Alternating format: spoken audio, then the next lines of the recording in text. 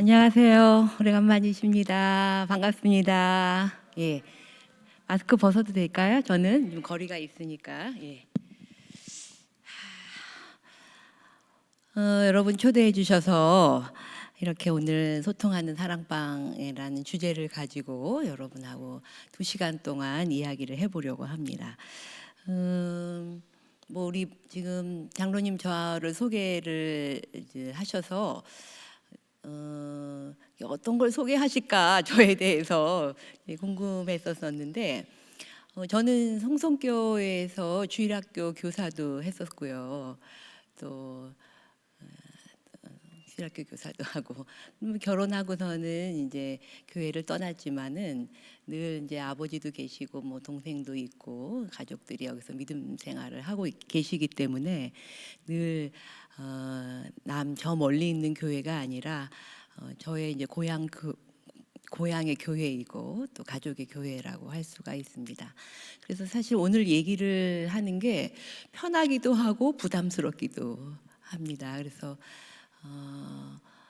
또 뭐 기도를 좀 더 다른 때보다 더 많이 할 수밖에 없었다. 그래서 우리 장로님도 기도 많이 하셨고 교회에서 강의 준비하시면서 여러분들도 기도 많이 하셨을 거라고 믿고 그 기도에 힘입어서 오늘 2시간 동안 여러분하고 얘기를 해보도록 하겠습니다. 제가 오늘 소개를 들으면서 내가 또 우리 목사님도 말씀하시고 계속 소통 이렇게 얘기를 하셔서 어디 나가면 제가 소통 전문가라고 소개를 해야 되겠구나 뭐 이런 생각을 조금 했었습니다. 저는 이제 소개받았던 것처럼 상담 심리를 가르치는 심리학과 교수이고요. 오늘은 여러분들하고 사람들하고 사람들 사이에 이렇게 마음을 나누는 것이 소통이거든요. 어디서 저한테 상담 기술을, 대화 기술을 가르쳐 달라고 그러면은 저는 기술은 못 가르쳐 줍니다. 이렇게 얘기를 합니다. 강의 들으러 오신 분들한테 대화하는 기술을 가르쳐 주면은 이분들이 워낙에 욕심이 많으신 분들이잖아요. 오늘 이 토요일 아침에 교회에 순종도 하고 굉장히 적극적이신 교회에서 앞서 가시는 리더라고 할 수 있는데 이분들한테 기술까지 가르쳐 주면은 어깨가 너무 높이 올라가고 그 기술 갖고 막 휘두를지도 모른다라는 생각인데 사실은 소통은 기술이라기보다는 마음이고 태도라고 할 수가 있어요. 그래서 저는 오랫동안 상담자 훈련을 시키고 있고 쭉 시켜왔는데 늘 그 상담을 공부하는 사람들한테 우리가 얼마나 귀한 일을 하고 있는 거냐. 그거는 상담을 잘 하려면 내가 바뀌지 않으면 절대 상담을 잘할 수가 없어요. 그래서 상담자가 되는 건 일거양득이다.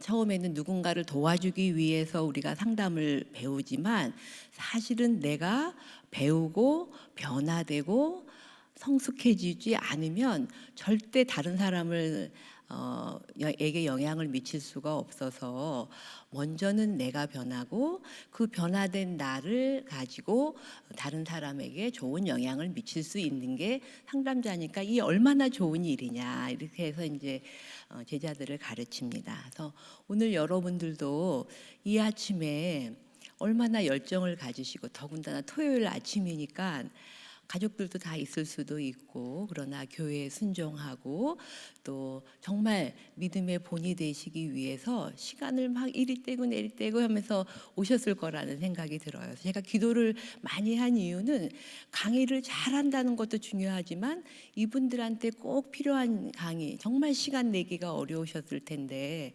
그 낸 시간에 정말 도움이 되게 해달라는 기도를 많이 했습니다.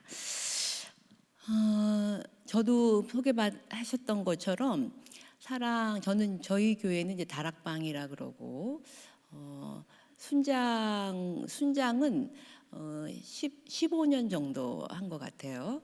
그 전에 순장을 하려면은 10년을 봉사 몇 년을 봉사를 해야만 또 순장할 수 있고 교육받아야지 할 수 있고 또 그런 순장을 10년은 해야지 권사의 추천을 받을 수가 있어요. 사실 제 마음속에 순장을 열심히 한 이유는 기도의 어머니 권사가 되기 위해서 저의 흑심이 있었음 저한테는. 순장을 열심히 한 이유는 이 교회 기도의 어머니가 되려면은 교회 봉사를 10년 이상 하라고 하니까 이거를 꼭 채워야 되겠다. 막 그런 욕심이 저한테는 있어서 순장 사역을 정말 열심히 했습니다.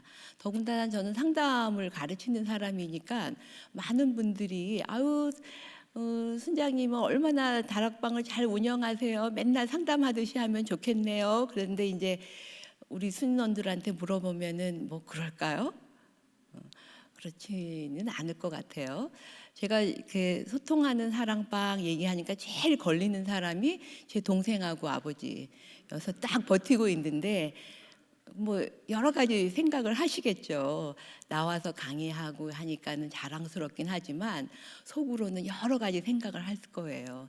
여태까지 제가 보여줬던 그런 것들을 아직 낱낱이 알고 있어서 저 사람이 겉다르고 속다르고 뭐 이런 거를 이미 잘 알고 있어서 제가 이제 여러분한테는 그럴듯하게 속일 수 있지만 이 두 분한테는 제가 속일 수가 없는 거죠. 그래서 그런 부담감도 저한테는 사실 있었습니다.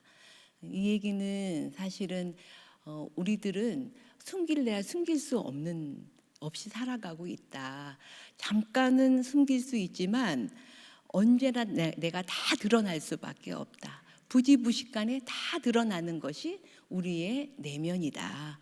그래서 탤런트처럼 우리가 연기자가 될 수가 없을 바에는 그냥 내 모습 그대로 언제나 드러날 수 있는 것에 대해서 뭐 자신감은 아니더라도 내가 기도하면서 부족함이 드러난다면 기도하면서 바꿔가는 것이고 바울처럼 나를 본받으라까지는 못하지만 그 정도까지는 우리가 계속 이 세상 살면서 나아가야 되지는 않을까 뭐 이런 생각을 하면서 저는 오늘 여러분들한테 이 강의를 합니다.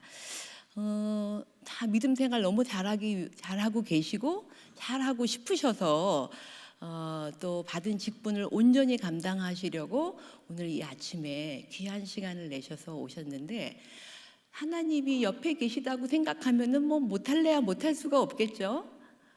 가끔 안 보이시고 없는 것처럼 생각되니까 내가 내 멋대로 갈 때가 있지 늘 계시다고 생각하면 우리가 뭐 감히 멋대로 살 수 있겠어요.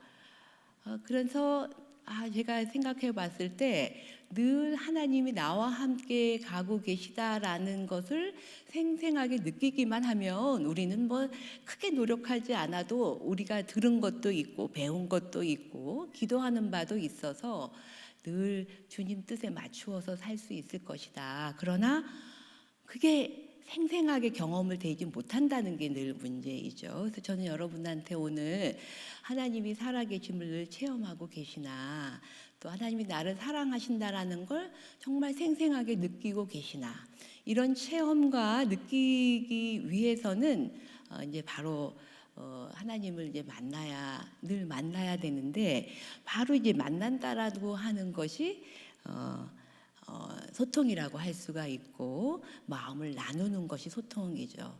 사실은 제가 오늘 와서 여러분 다락방에서 섬김이로써 어떻게 잘 여러분들은 성도들을 잘 섬기실 수 있으실까라고 하는 걸 배우지만 사실은 이건 궁극적으로 여러분 개인이 하나님하고 얼마나 잘 소통할 수 있을까라고 하는 것을 배우시기 때문에 사실은 일거양득이라고 할 수가 있어요. 오늘 잘 배우시면 여러분의 사랑방에서도 잘 하실 수 있지만 하나님하고도 아주 원활하게 소통할 수 있어서 사실 저는 이 후자가 더 중요한 거라고 할 수가 있겠습니다. 그래서 오늘 저는 여러분들한테 심리학적 지식을 알려드릴 거예요. 하나님에 대한 여러 가지는 목사님들 통해서 여러분이 들으시겠지만 저는 이 심리학적 지식을 이제 활용을 해서 주시는 하나님의 말씀이 거리낌이 없이 여러분 안으로 들어갈 수 있도록 하는 것이 저의 굉장히 중요한 목적입니다. 여기에서는 굳이 제가 말씀에 대한 이야기를 하지는 않았지만 말씀 누가복음에 그 씨앗이 떨어졌을 때, 영적인 씨앗이 떨어졌을 때 어떤 씨는 그냥 새가 쪼아 먹고 어떤 씨는 그냥 바위에 붙어서 금방 싹은 나지만 금방 말라 없어지고 어떤 씨는 가시덤불에 피어서 이렇게 올라가지도 않고 제대로 크지 못하고 그래서 우리는 옥토에 심겨져야 되는데 우리의 삶이 또 우리 인생이 너무나 부족하고 연약해서 어떤 때는 길가에 떨어진 씨앗의 길가가 될 수밖에 없고 어떤 때는 가시떨기 밭이 될 수밖에 없고 어떤 때는 물이 없는 바위가 될 수밖에 없다. 그래서 사실은 이 사랑방에서 그런 길가와 같은 마음, 바위 위에 있는 마음, 가시밭 속에 있는 그런 마음을 이 사랑방 속에서 조금 정리를 시켜서 옥토를 만들어서 목사님이 심으시는 그런 영적인 메시지가 열매를 맺을 수 있게 하는 것. 그 여러분들이 정말 이 사랑방이 그런 30배, 60배, 100배를 맺게 하는 아까 우리 목자라 그랬는데 농부와 같은 마음으로 이 사랑방을 읽으시면서 이제 가셔야 된다. 그래서 오늘 저는 이런 심리학적인 정보, 지식을 여러분들한테 얘기를 드리면서 그 지식이 여러분들을 깨닫게 하시고 이렇게 그게 그래서 내가 길가가 되어 있었구나. 그래서 내가 가시덤불 수밖에 없었구나. 이런 것들을 좀 생각하시면서 마음을 옥토로 만드시고 사랑방에 있는 성도들의 마음을 옥토로 만들어 가시는 경작에 여러분들이 농부가 되시기를 소원합니다. 소통은 소통을 할 때 우리는 이제 하나님하고의 살아계심을 이제 체험하게 되는데 소통이라고 하는 거는 이렇게 하나님께 내 마음을 전하고 내 마음을 전하는 게 뭐죠? 기도해서 하나님 하나님의 뜻이 내 안에서 이루어지길 바랍니다 하는 것도 전하고 제가 얘기를 하는 건데 그거는 일방적이죠. 또 그래서 하나님이 내 마음을 제가 전했으니까 하나님이 네가 그런 마음이 있구나 이렇게 아시고 그 다음에 하나님이 내 마음을 알게 되시면 이렇게 서로 주고받고 나도 하나님의 마음을 알게 된다는 거죠. 듣게 된다라고 하는 거예요. 그러니까 기도를 통해서 드리긴 하지만 듣는 귀도 우리한테 열려야 된다라고 하는 거죠. 어떤 분이 저는 기도를 할 수가 없어요. 이런 얘기를 해서 왜요? 하나님은 뭐든지 들으시고 작은 신음이라도 들으시는데 왜 못하시나요? 이렇게 얘기하니까 사실은요, 저는 우리 아들이 100점 맞기를 원하거든요. 저는 우리 아들이 반장 되기를 원하거든요. 근데 하나님한테 우리 아들 100점 맞게 해주세요. 우리 아들 반장 되게 해주세요. 그러면은 너무 우습잖아요. 다 모든 엄마들이 다 아들 반장 되게 해달라고 할 텐데 너무 유치찬란해서 차마 하나님한테 그 유치찬란한 얘기를 할 수가 없어요. 그래서 기도할 수가 없어요. 이런 얘기를 해요. 그래서 기도 안 한다고 유치찬란이 어디로 가나? 원래 유치찬란하잖아요. 기도를 하나 안 하나 유치찬란한 거죠. 하나님 정말 저는 하나님한테 더 높은 수준의 기도를 하고 싶은데 지금 저는 이렇게 낮은 수준의 유치찬란한 기도밖에 할 수가 없네요. 저는 사실 높아지고 싶어요. 그러나 오늘의 이게 바람이 있다는 것도 좀 알아주세요. 이렇게 하는 게 소통이 되는 것이지 하나를 딱 남겨두고 고상하게 기도를 한다 한들 그 뭐 답답하지 않겠어요? 근데 그럴 때 막혀지는 거죠. 다시 말해서 기도는 내가 어떤 상황에 어떤 수준에 있든지 내 마음 그대로가 내가 유치찬란한 기도이지만 이것밖에는 더 할 게 별로 없구나. 우리 아들한테 하나님 우리 아들이 믿음을 쫙 갖게 해주세요. 뭐 그래서 뭐 이렇게 믿음을 가졌다가 목사 되면 목사 되겠다 그러면 어떻게 하지? 뭐 이래 갖고서는 막 그런 겁나서 못한다든지 뭐 그렇게 되면은 기도가 딱 막히죠. 소통이 막히는 거예요. 다시 말해서 소통이라고 하는 거는 기술이나 이렇게 뭐 수준 높고 낮음이 아니라 온전히 자기의 마음이 되어서 하나님하고 이렇게 전달이 되고 주고받는 거죠. 그러면 하나님이 너가 유치한 거는 알긴 알아?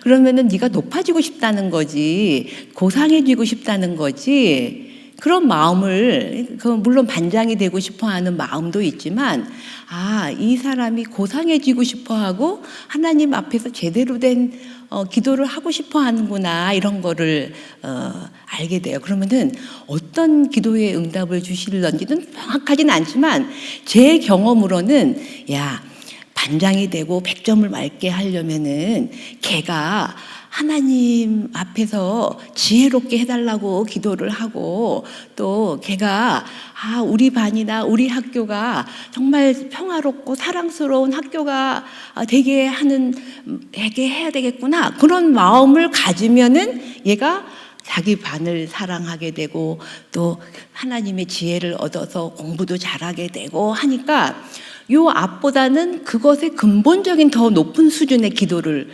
알아차리게 되는 지혜를 주시는 거죠. 그러면은 사실은 우리가 영적인 거를 심었지만 바울이 고린도 전서에 그런 말을 해요. 우리가 영적인 것을 심었으니 육적인 열매를 거둔다고 달라고 한들 그게 뭐가 흠이 되겠느냐.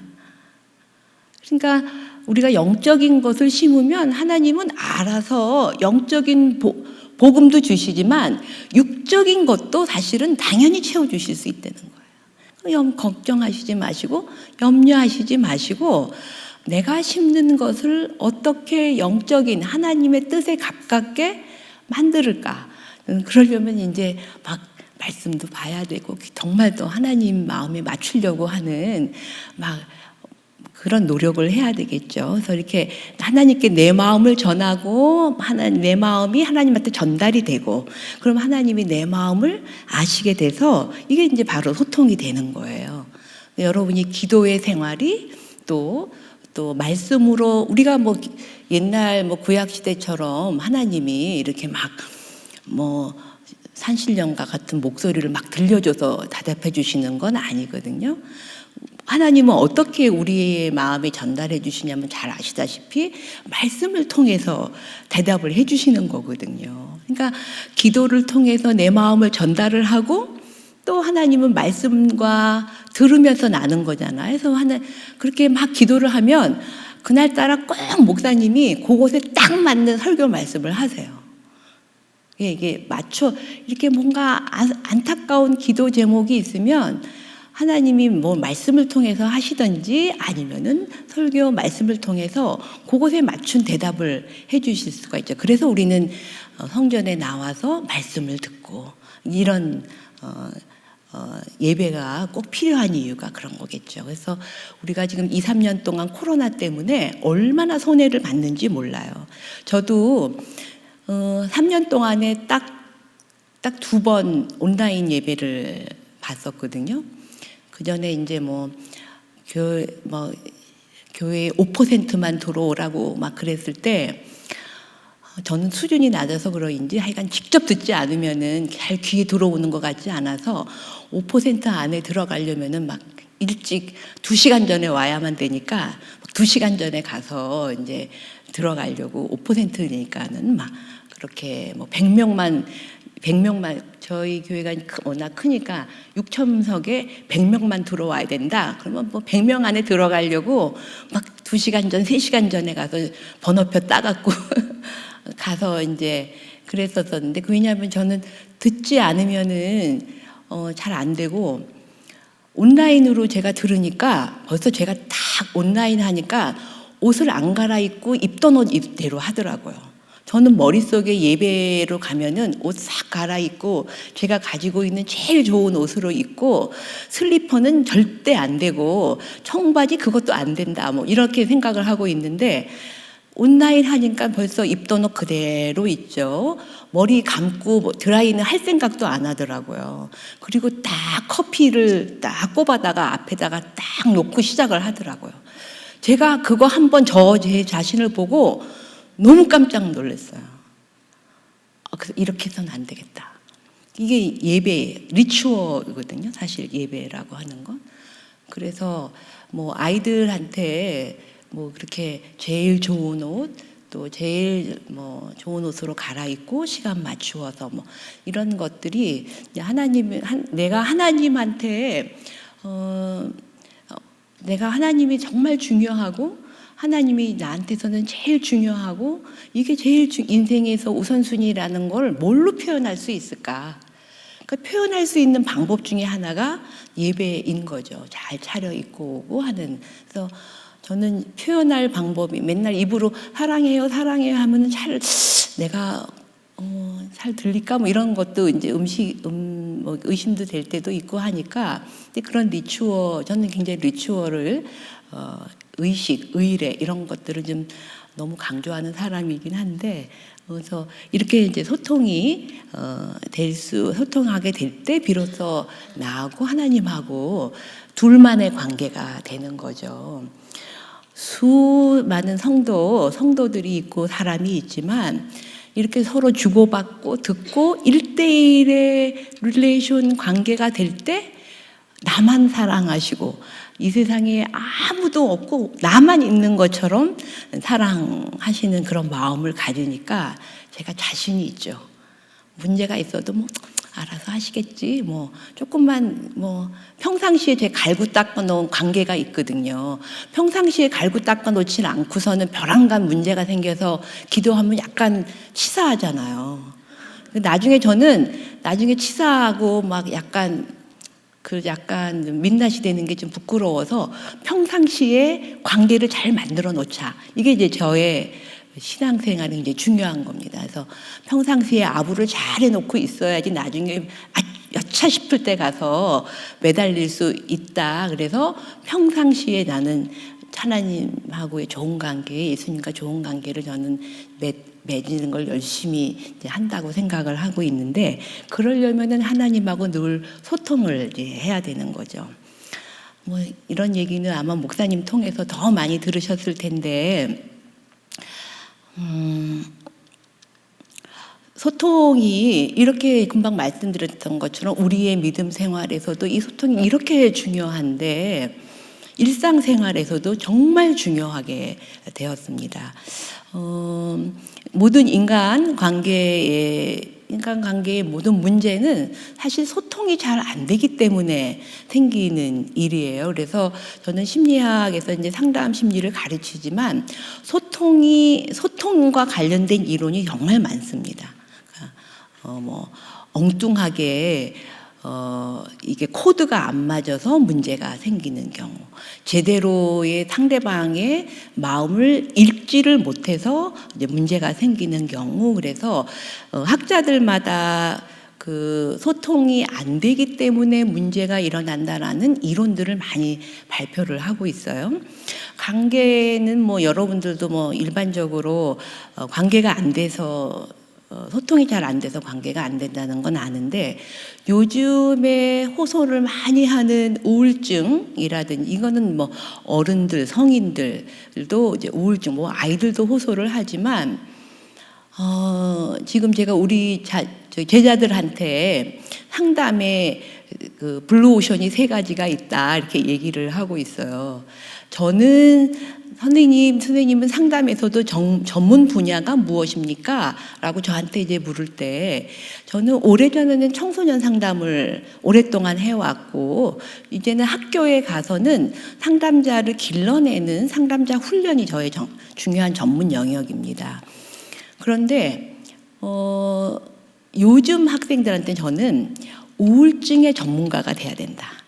세상이 너무 우울증을 호소를 많이 하고 있다. 우울증은 그냥 겉으로 드러나는 증상은 뭐 우울해요라고 하지만 잠을 잘 못 자고 또 뭐 뭐든지 하고 싶지 않고 뭐 맨날 해야 될 일들 일상적으로 뭐 새끼 밥 차려서 먹고 나는 뭐 아이들 왔을 때 계절에 따라서 옷 바꿔주고 또 어린 아이들 같은 경우는 책가방 열고 알림장에 뭐가 있고 뭐 이런 것들을 매일 루틴으로 하던 것들을 제대로 하기 어려워지는 것들이 우울증 상태라고 할 수 있어요. 뭐 마음에 우울해 뭐 이렇게 말을 하는 게 우울이 아니라 실제 생활에서 자기가 여태까지 잘 해왔던 루틴한 일들을 못하게 되는 상황.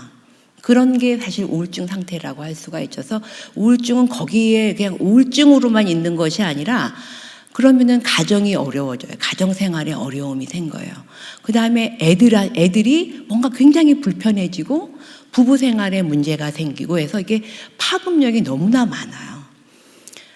그런데 이 우울증은 뭐 여러 이론들이 있어요. 뭐 정신분석 이론에서는 뭐 바깥으로 공격하고 싶은데 바깥으로는 차마 공격하지 못하니까 자기를 스스로 공격을 하는 행동이다. 뭐 이렇게 얘기하기도 하고. 또 생물학적인 이론은 뇌 전달 물질에 문제가 생겨서 우울증이 생긴다. 뭐 이런 얘기도 하고 하는데 저처럼 소통을 전문으로 하고 있는 사람은 이게 소통이 잘 안 됐기 때문에 그렇다. 근데 이게 한번 어쩌다 안 되는 것이 아니라 오랫동안 아무도 자기의 마음을 알아주는 사람이 없다.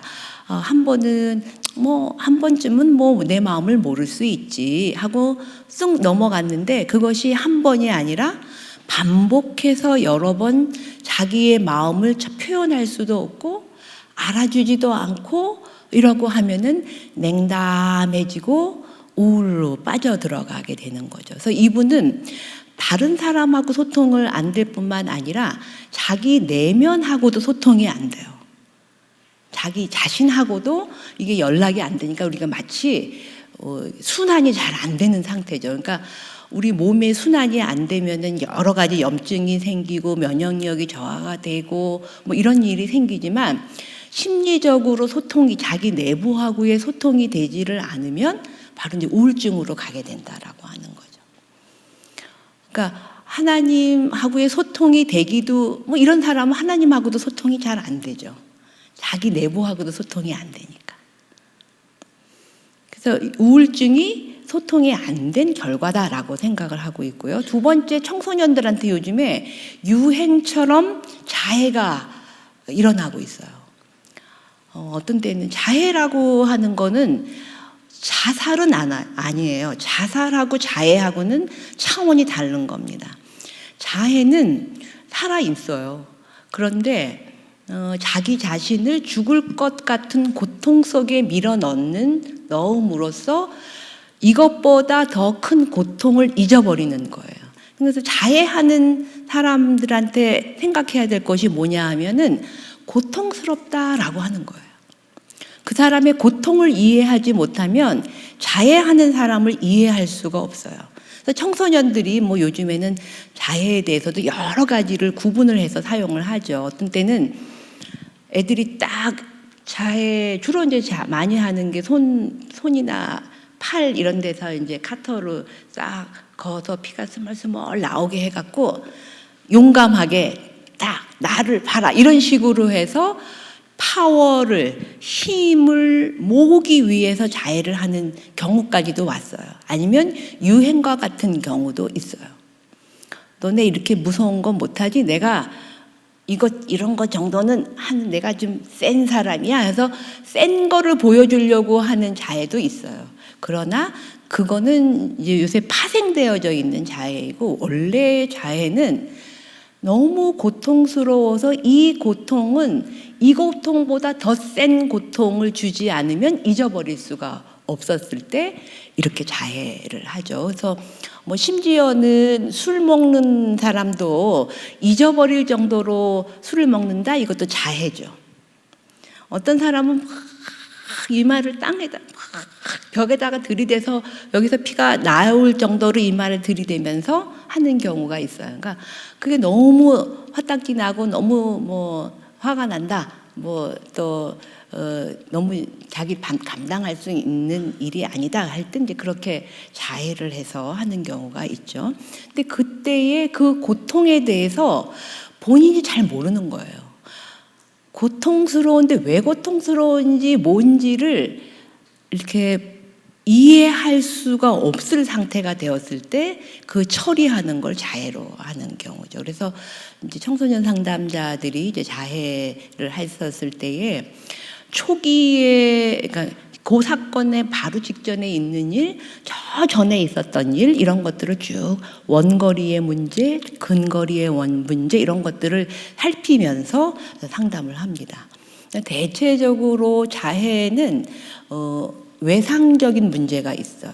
외상, 그러니까 어떤 큰 감당하기 어려운, 우리가 뭐 외상 트라우마라 그러죠. 트라우마의 문제가 있었을 때 그때의 외상을 감당하기가 어려워서 그렇게 자해로서 잊어버리려고 한다라고 하는 예를 할 수가 있는데, 이렇게 이제 요즘에 유행하고 있는 이런 우울증이라든지 자해도 사실은 소통이 되지 않기 때문이고, 특별히 다른 사람하고의 소통도 안 되지만 그게 다른 사람하고 소통이 안 되다가 결국은 자기 자신하고도 소통이 안 되는, 그래서 하나님하고의 관계도 소통이 안 되는.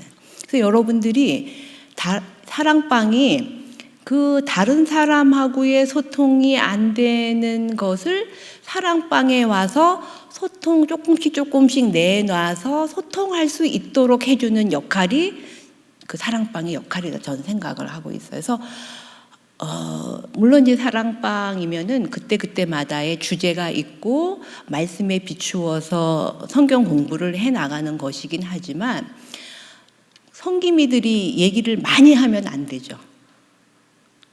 얘기를 하라고 하고 나는 듣고 그 얘기의 어려움과 힘든 것을 이제 들어주는 역할을 해야만 되고, 뭔가 내가 우리 교회 리더이고 내 교회에서 뭔가를 이분들을 끌고 나가야 된다 이래서 뭔가를 가르쳐주고 알려주려고 그러고, 이렇게 되면은 또 다른 소통의 막힘이 있어요.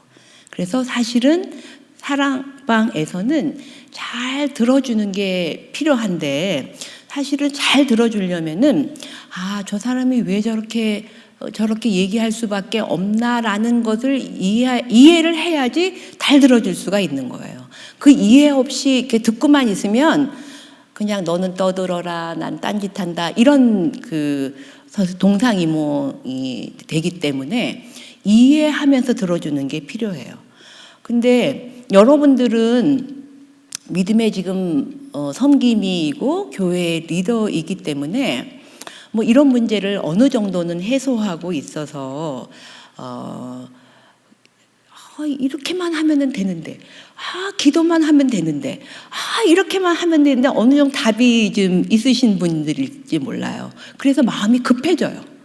그래서 얘기를 충분히 듣기보다는 그럴 때 이렇게 하면 되는데, 말씀이 이렇게 얘기했잖아, 이렇게 했잖아, 그래서 너무나 빠르게 방법을 안내하는 경향이 있어요. 그래서 나오지를 못하고 그 길을 막아버리는 수가 있을 때가 있다는 거예요. 그래서 여러분들은 잘 듣는 게 필요한데, 귀만 열려 있다고 듣는 것이 아니라 저 사람이 왜 저렇게 고통스럽고 저렇게 얘기할 수밖에 없는지에 대한 이해도를 좀 높여야만 그 듣는 시간을 늘릴 수가 있고, 중간에 말을 막지 않을 수가 있고, 기다릴 수 있고, 이렇게 된다는 거죠. 그래서 오늘 제가 이후에는 기본적으로 사람들이 왜 그렇게 답답해하면서 인생을 살아갈까? 무엇 때문에 저렇게 고통스러워할까에 대한 얘기를 우리가 후반부에는 하려고 해요. 이게 의사소통의 중요성에 대한 얘기를 실제 문제로도 문제가 많이 되고 있는데, 실제 문제뿐만이 아니라 직장의 입사 면접에서도 의사소통 능력을 평가하고 있습니다.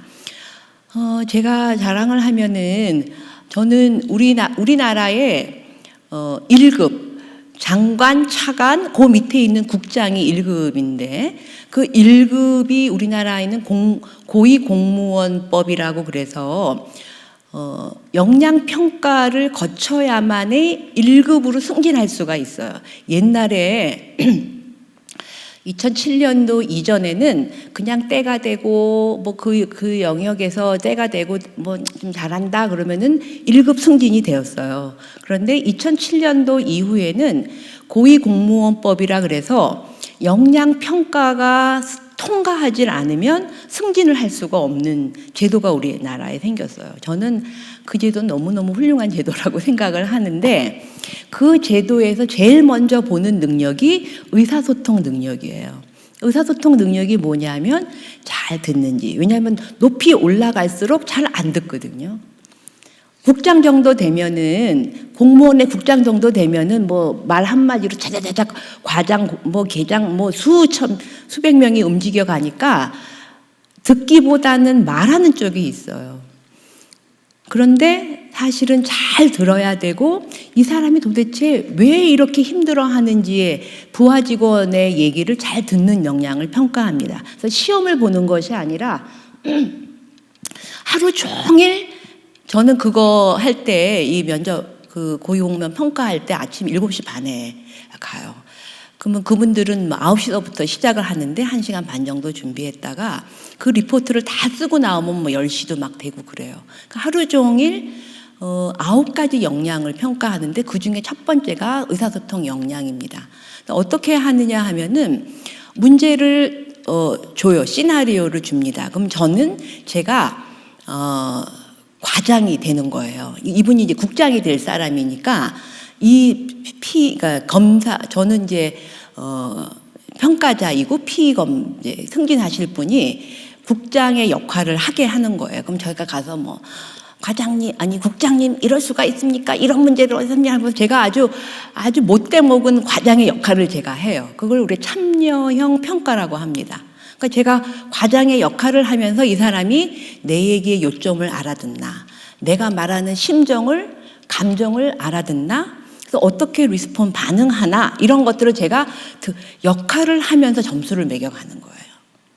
그렇게 실제 롤플레이 식으로 검사를 합니다. 근데 올라갈수록 사실은 늘 명령만 하던 사람이기 때문에 세세한 것들을 잘 못 알아채요. 그래서 그런 평가, 뭐 롤플레이도 있고, 3명이 토의하는 것을 3명의 국장급 그 평가자들이 토의하는 걸 옆에서 관찰을 해요. 뭐 3명이 과장 3명이 모였으니까 10억을 이 국에서 10억의 예산을 감축하세요. 이렇게 하는 과제를 주고 3명의 과장이 10억을 어떻게 감축해 가느냐, 이런 거를 지켜봅니다. 그러면은 상대방의 얘기, 상대방이 왜 안 깎아야만 되는지, 나는 유지해야 되는지, 나는 어떻게 주장해야 되는지, 뭐 이런 것들을 옆에서 모두 이렇게 실제 리얼 퍼포먼스로 수행을 하면서 검사를 합니다. 그래서 저는 이것도 학원을 한번 차려봐 그런 잘못된 생각을 해본 적도 있어요. 어쨌든 그렇게 고위 관리직 평가에서도 의사소통이 굉장히 중요하다라고 하는 거고요. 근데 그게 뭐냐 하면은 리더십에서는 굉장히 중요한 요소가 이런 의사소통의 역량이다. 그래서 저는 오늘 여러분한테 의사소통 역량을 이제 얘기를 하려고 하는 거죠. 이제 소통을 잘하려면은 소통에 대해서 좀 알아야 된다라는 거고요. 그래서 아는 것만큼 보여서 여러분이 오늘 제가 뭐 2시간 한다고 여러분이 소통을 잘하게 된다라는 건 믿지 않아요. 그렇게 할 수가 없는 거죠. 듣고 하는 건 아니지만 이렇게 들으면, 이제 이런 강의를 들으면 보여요. 조금 쉬워져요.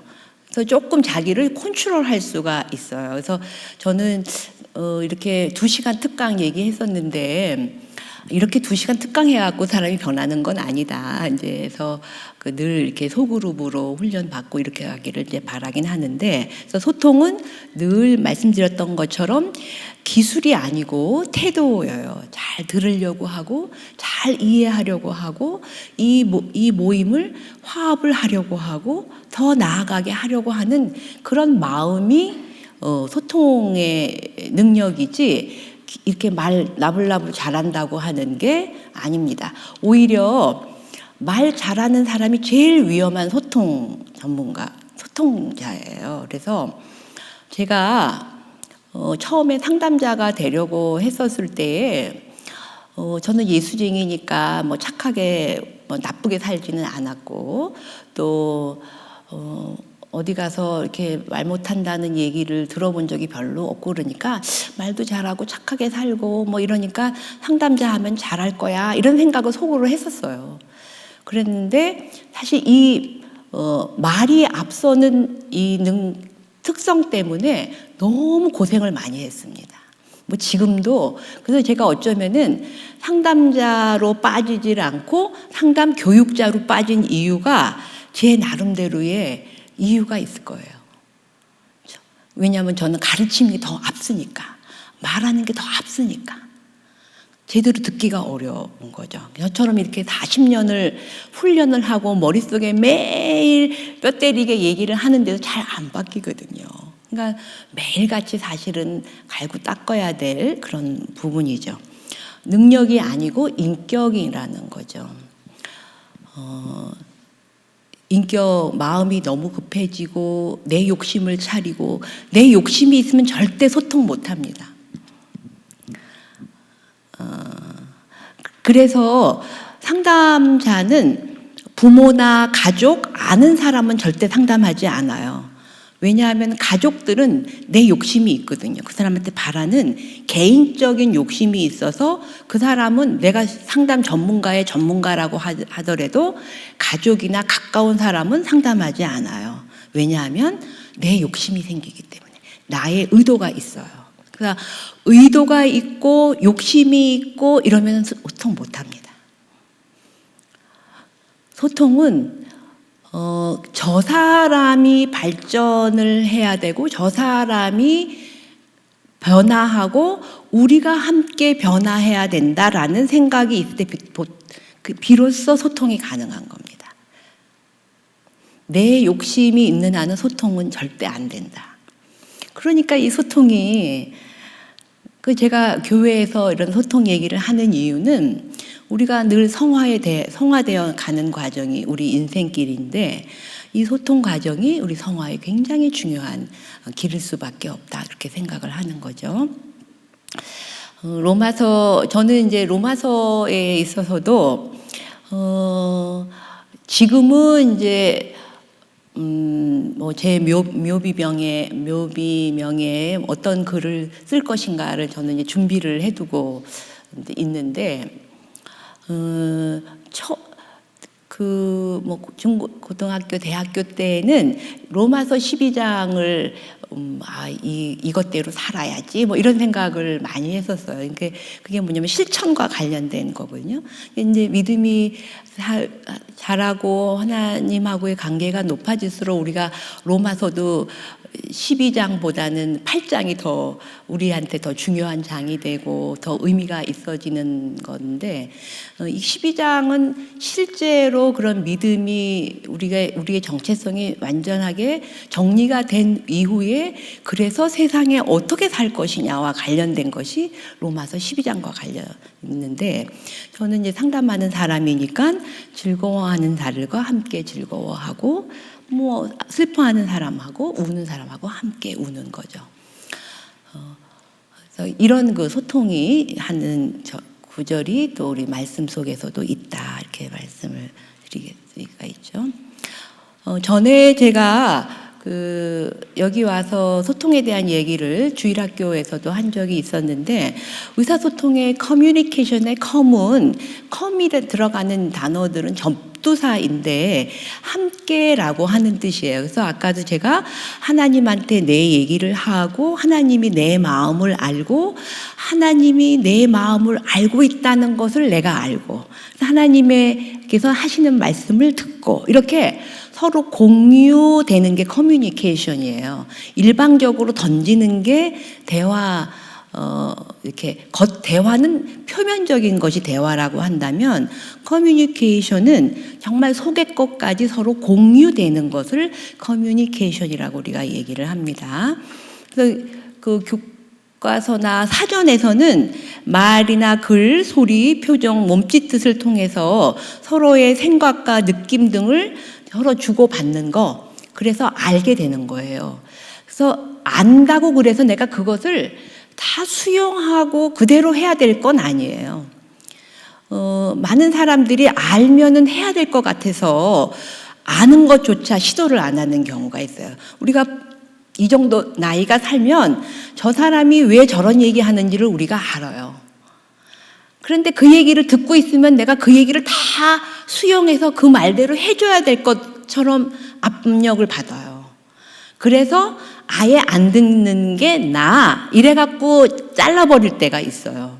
근데 사실 커뮤니케이션은 듣고 아는 것까지가 커뮤니케이션이지 들었다 그래서 알았다 그래서 그대로 그것을 하라고 하는 건 아니에요.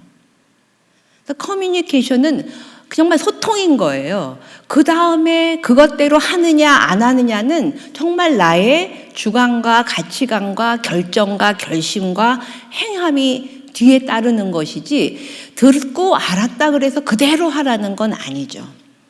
그 뭐 예를 들어 우리 아이가 나한테 어떤 거를 원하는 거를 알고 그 얘기를 네가 이런 그러니까 사달란 말이지 이렇게 해달라는 말이지 그러면 사실 해줘야 될 것 같은 압박을 받아요. 그래서 그런 압박 때문에 아예 처음부터 못 들은 척 말을 잘라버리거나 그럴 때가 있는데 실제로 커뮤니케이션은 그냥 아는 거예요. 그걸 다 들었다가는 우리가 다 휘둘리지 않겠어요? 커뮤니케이션 됐다고 휘둘릴 건 아니에요. 그냥 아는 거죠. 알고 저 사람이 저런 마음에서 저렇게 얘기를 했구나. 그러면은 잘라버렸던 것을 조금 조정할 수도 있고, 우리가 이렇게 서로 이렇게 반반 나눠서 할 수도 있고, 연기할 수도 있고, 다른 얘기를 더 들을 수도 있고, 여지가 이제 생기게 하는 거죠. 그러니까, 많은 사람들이 커뮤니케이션을 의사소통을 하는 것을 두려워하기도 하는데 했다가는 저 사람한테 휘둘릴까봐 아예 시작조차 못하는 경우가 많이 있는데 사실 커뮤니케이션은 그것대로 하는 건 아니다. 서로 주고받는 일이 커뮤니케이션이에요. 네가 이런 마음 때문에 한다는 걸 알게 되었어.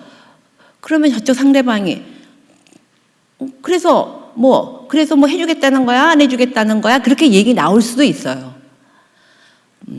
그러면은 내가 좀 더 생각해보고 더 어떻게 좀 다른 방식이 없을까? 이라고 더 생각해 볼 수 있다라고 해서 대안을 내놓을 수가 있는 것이지 그대로 해줬다가는 애들 말을 우리가 다 어떻게 들어요? 애들하고 커뮤니케이션 하라고 하면 애들이 뻔하지 않겠어요? 사실 애들만 그런 게 아니라 인간은 뻔해요. 서 있으면 앉고 싶고 앉아 있으면 눕고 싶어요. 그거는 성인 군자래도 다 똑같은 거예요. 그래서 저는 맨날 그 청소년 지도자들한테 얘기하죠. 네 속에서 하고 싶은 거 해. 하고 싶은 거 절대 그런 말 하지 말아라. 인간이 하고 싶은 게 뭐겠냐. 인간이 하고 싶은 게 뭐겠어요? 놀고 싶고 자고 싶고 쉬고 싶고 공짜로 먹고 싶고 하는 거죠. 그래서 우리가 매일 말씀에 비추어서 그 나의 옛 것을 맨날 쳐내는 이유가 애들한테 너가 하고 싶은 일이라고 해버리면 여러분 휘둘립니다. 그래서 그 얘기를 듣고 사실은 이 얘기가 왜 나왔는가를 더 곰곰이 서로 생각하면서 커뮤니케이션을 하면은 서로가 듣는 사람이 생각하게 돼요. 왜 저런 말을 했을까? 저런 마음이 어디서 왔을까? 아, 저런 마음이 있었구나 하고 공간이 좀 생겨요. 그 사람에 대한 공간이 생겨서 인격의 품이 좀 커져요. 근데 그거를 저거 얘기를 들어줄 수 없으니까, 하자는 대로 할 수가 없으니까 딱 잘라버린다 그러면은 제가 커질 수 있는 기회가 생기질 않는 거예요. 그래서 사실 의사소통 그 자체는 주고받는 일이에요. 그 다음에 그 주고받는 것을 공유를 해야 되는데, 그래서 네가 그런 마음이 있었구나. 그런데 엄마는 그렇게 다 갖고 있는 돈도 별로 없고 또 그렇게 하는 것이 엄마는 옳다고 생각하지는 않아 라고 내 의견을 또 얘기할 수가 있죠. 뭐 상대방이 아이가 내 얘기를 안 들을 수도 있고 뭐라고 하지만 일단은 서로가 마음을 전달을 할 수가 있는 거죠. 특성에 대해서 이 의사소통은 서로 주고받는, 아까 뭐 앞에서 말과 글과 뭐 해서 서로 정보를 주고받는 거, 우리가 뭐 이 정도 살아왔으면 말을 못 하겠어요, 글을 못 쓰겠어요, 글을 못 읽겠어요. 얼마든지 주고받을 수가 있는데도 불구하고 우리가 못하는 이유가 있어요. 그게 우리가 주고받는 거는 굉장히 단편적인 소리가 들고 받아요. 그러나 실제 오고 가는 것은 그 밑에 있는 것들이라는 거예요. 그래서 이제 의사소통은 몇 가지 특성이 있는데, 우리가 원하던 원하지 않던 늘 소통을 하고 있다는 거예요. 늘 전달을, 내 마음을 늘 전달을 하고 있어요. 우리가 그 사람 입는 옷 스타일을 보면은 알죠. 또 우리가 그 사람하고 어느 날 머리 쌍둥 자르고 오면은 어떤 뜻이에요? 왜? 심경에 변화가 생겼어? 이렇게 우리가 얘기하는 건 뭐예요? 그런 변화도 자기의 마음을 드러낸다는 거예요. 원하지 않아도 우리는 자기를 드러내요. 어떤 사람은 굳이 본당 1층에 앞자리에 앉는 사람이 있고, 일찍 와도 굳이 3층 꼭대기 저 구석에 가서 앉는 사람이 있어요. 그거 알죠? 그거 꼭 물어봐야지 알아요? 정확하게는 모르지만 알 수가 있어요. 그러니까 우리는 원하지 않아도 계속 보여줍니다. 그래서 여러분이 아닌 척 하는데 에너지를 드릴 필요가 없어요. 그냥 하고 싶은 대로 하시면 조금 에너지가 덜 들어요. 아무튼 늘 우리는 우리를 늘 보이면서 살고 있다. 그러니까 여러분들이 나는 늘 어떻게 다른 사람한테 비춰질까에 대해서 한 번쯤은 생각해 보시는 게 필요하죠. 양방향적이다 라고 하는 건 서로 주고받는 것이다. 혼자서 일방적으로 하는 건 아니다. 총체적이고 종합적이다 라고 하는 거는 전달할 때에 그때의 기분에 따라서, 그때의 몸의 상태에 따라서, 또 내가 살아온 궤적에 따라서 그 전달하는 것이 다 들어가 있다라고 하는 거예요. 그럼 경상도에서 살아왔던 사람은 사투리를 쓰니까 우리가 내가 경상도 출신이에요 이런 말 하지 않더라도 사투리 쓰면은 저 사람이 경상도에서 자랐구나 라는 게 벌써 정보가 전달이 되잖아요.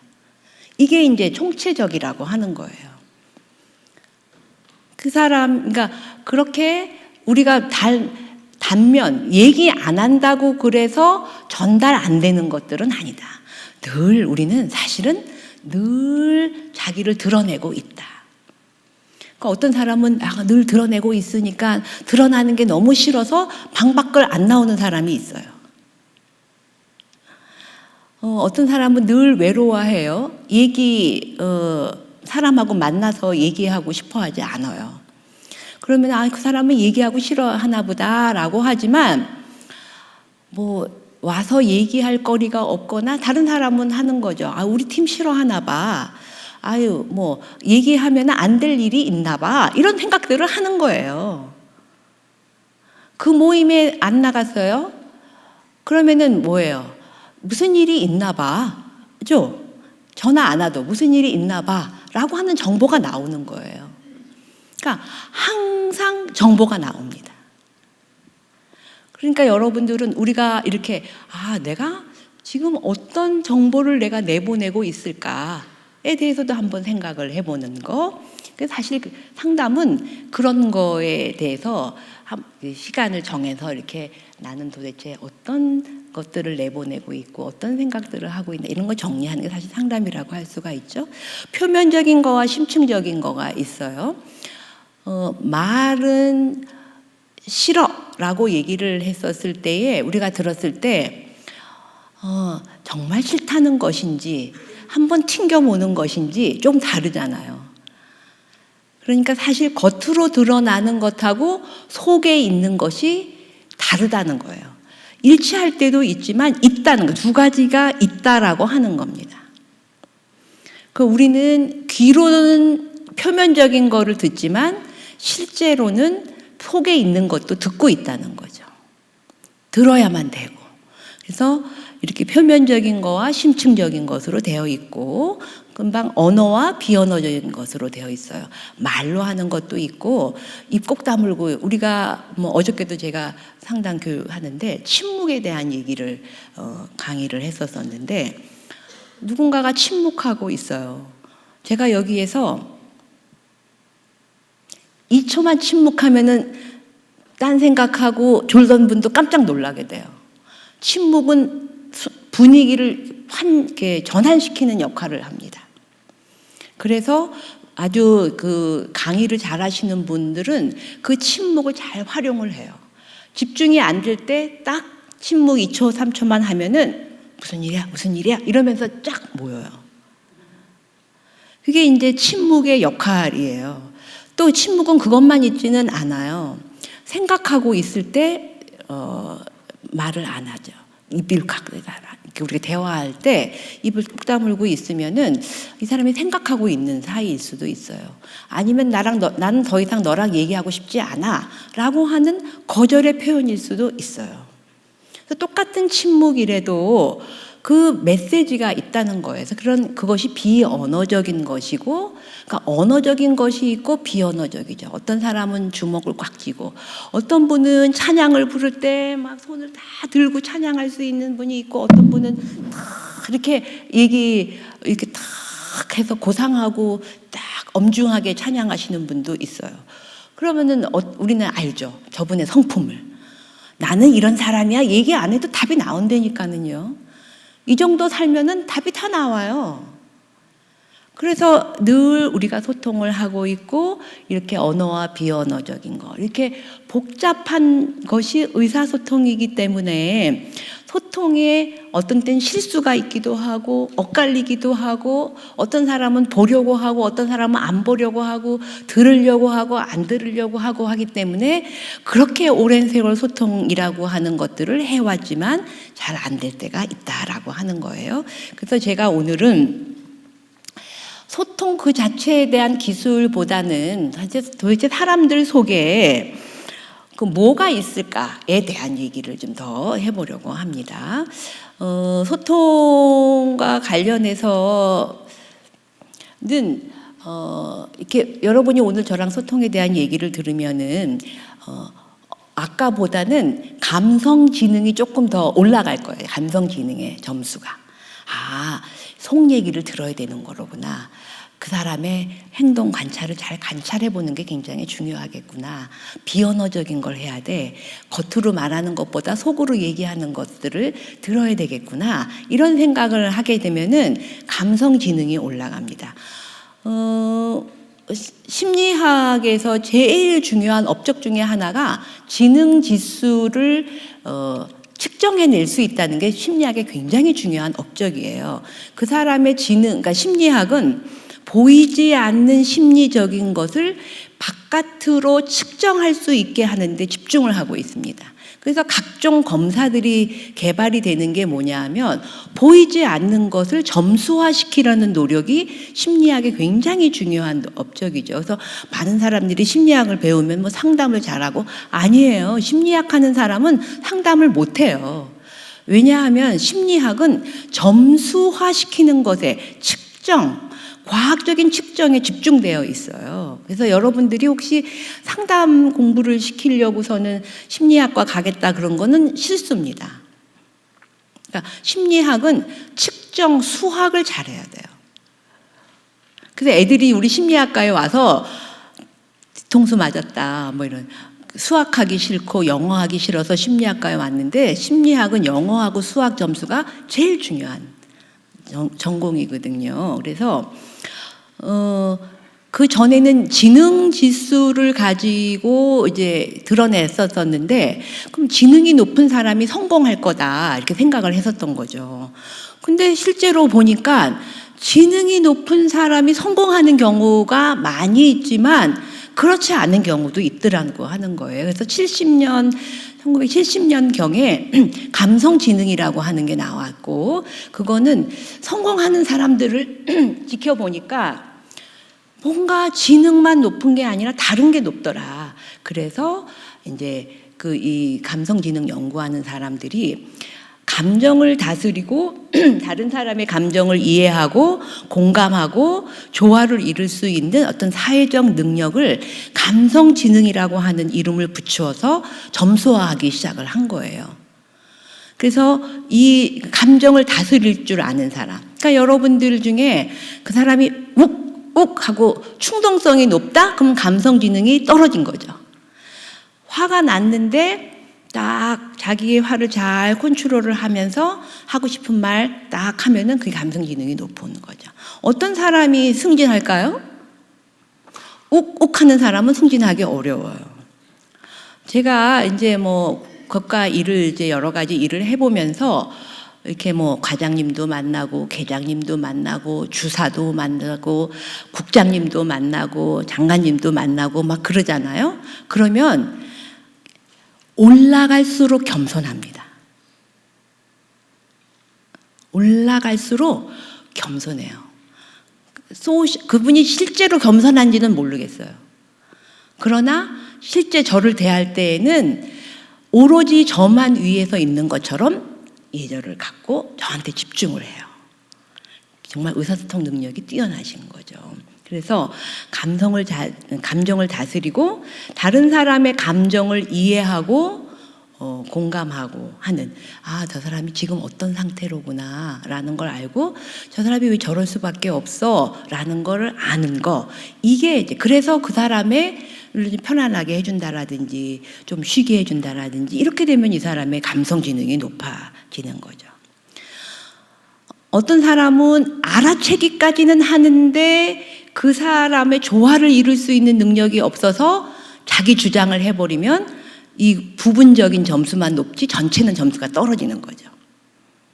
그래서 5가지 구성 요소로 되어 있는데요.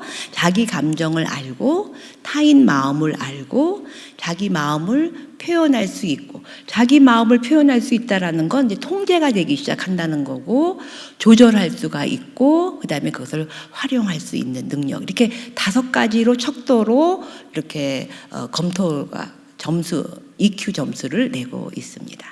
그래서 소통하는 사람은 이런 감성지능 점수가 높다. 그래서 여러분들이 내가 소통을 잘하고 있나라는 것을 잘 알려면, 내가 내 마음을 지금 잘 알고 있는, 내가 욕구라든지 내가 지금 마음 상태라든지 또 다른 사람의 마음이라든지 내가 통제를 이런 것들을 잘 생각을, 여긴 점수 지금 없지만 척도가 없지만 그것을 생각을 해보면서 자기의 감성지능을 가늠하실 수가 있다는 거죠. 만약에 내가 지금 화가 나 있어요. 그럼 화가 났을 때 누구를 만나면은 어떻게 될까요? 그 사람한테 화풀이를 할 수 있겠죠. 화났을 때에 우리 아이를 만나면은 저 오씨가 말이야, 지 애비가 나를 하더니만 지 새끼도 막 이러면 제가 할 수가 있죠. 엉뚱한 놈한테 가서 화풀이를 할 수가 있어요. 그러니까 내가 지금 화가 났으니까 괜히 함부로 여기서 결정하면 안 되겠다. 화가 나 있으니까 결정을 좀 미뤄야 되겠다. 사람을 좀 이따 만나야 되겠다. 그러면은 실수가 안 생기죠. 화난 것을 인지하지 못하고 화난 길에 그냥 해버려 이러면은 뭐예요? 그건 영락없이 실수죠. 그러면 그 사람의 성공하기가 어렵죠. 사회적으로. 이게 사회적 능력인 거예요. 내가 슬프구나. 그게 내가 슬프면은 지금 전체적으로 이렇게 결정해야 될 때 뭔가 낮게 결정할 가능성이 있구나. 치고 나가야 될 때 안 할 수 있겠구나. 그런 것을 조정하면서 하니까 활용이 되고 그래서 사회적으로 성공할 수가 있는 거죠. 그래서 이 소통 훈련이라고 하는 거는 감성 지능을 높이는 훈련이고 그러면은 사회적 능력이 높아지죠. 근데 요즘에 아이들이 이게 잘 안 돼요. 맨날 이것만 들여다보고 있고 일방적으로 하고 있고 대화가 되질 않아서 충동도 잘 조절이 안 되고 굉장히 자기 중심적이 돼버리고 조절은 더더욱 안 되죠. 그래서 더군다나 형제가 좀 있으면 그 형제니까 뭐 형 마음, 동생 마음, 언니 마음, 누나 마음 이렇게 하면서 조정을 해 나갈 수가 있는데 얘네들은 이해해야 될 대상이 없는 거예요. 그래서 사실 요즘에 혼자 자란 애들이 저는 큰 걱정입니다. 그래서 예수 믿는 사람은 애 많이 낳아야 돼요. 우리가 아까 여기 지금 교회가 세상의 소망인데 세상의 소망에서 아이 많아갖고 세상을 변화시켜야지 애 조금 낳아갖고선 누가 변화시키겠어요.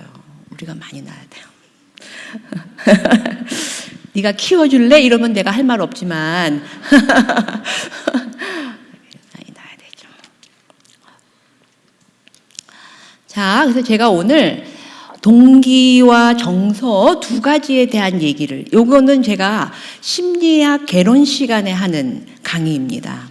근데 심리학 개론 시간에는 뭐 심리학에 대한 얘기를 하지만 오늘 의사소통 시간에 제가 동기와 정서에 대한 얘기를 하는 이유는 저 사람이 왜 저렇게 말하는가, 왜 저렇게 할 수밖에 없는가를 알려면 저 사람 마음속에 무슨 욕구가 있길래, 무슨 생각을 하고 있길래 이런 걸 좀 알으면 조금 견딜 수가 있어요.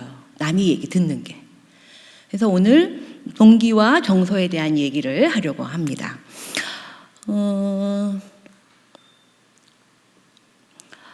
동기는 뭐 사람을 모티베이션이니까 사람을 움직이게 하는 걸 전부 동기라고 하거든요. 그러니까 신체적 활동이든 뭐 심리적 활동이든 그렇게 활동을 하게 만들어주는 에너지를 동기라고 우리가 얘기를 하는데 그게 뭐 지금 제가 에너지라고 얘기를 했다면 좀 생물학적이긴 해요. 그러나 사람의 이론가들에 따라서는 그게 뭐 생물학적이기도 하고 뭐 아니다 이런 이론이 분분합니다.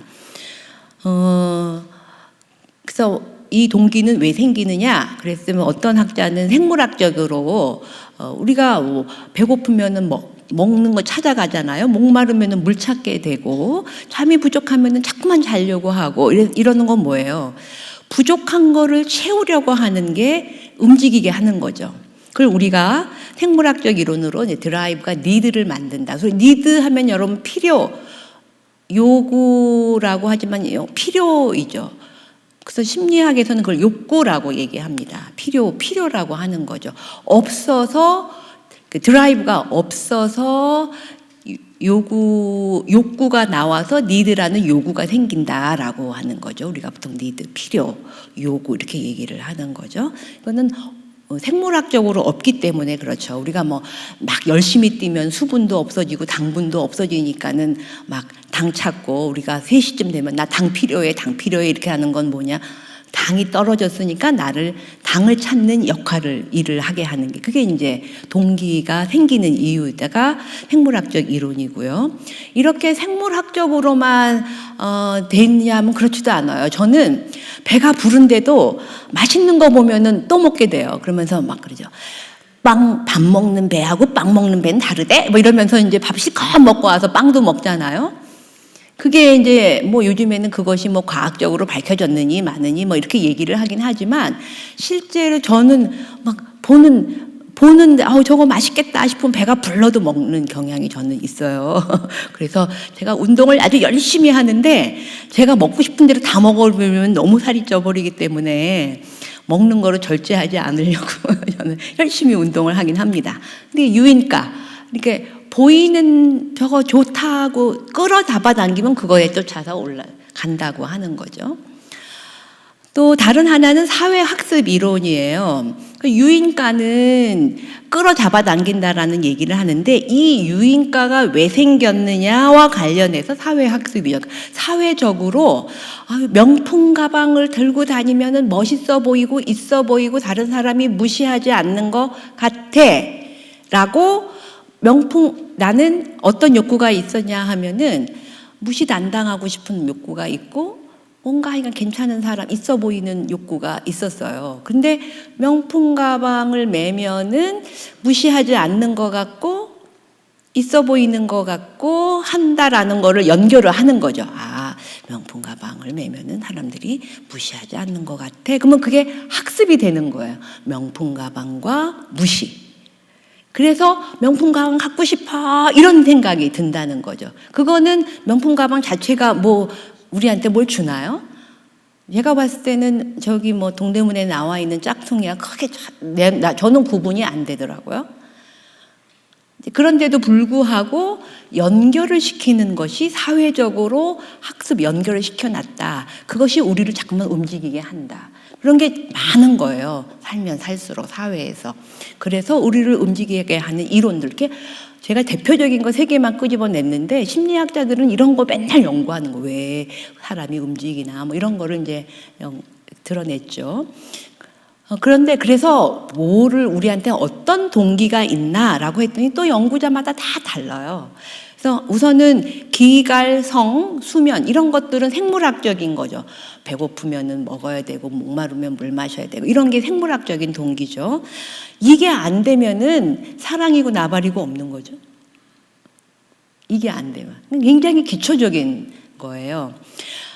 메슬로우의 위계적 동기는 제가 이제 뒷페이지에서 메슬로우에 대한 얘기를 할 텐데 7가지를 얘기를 했어요.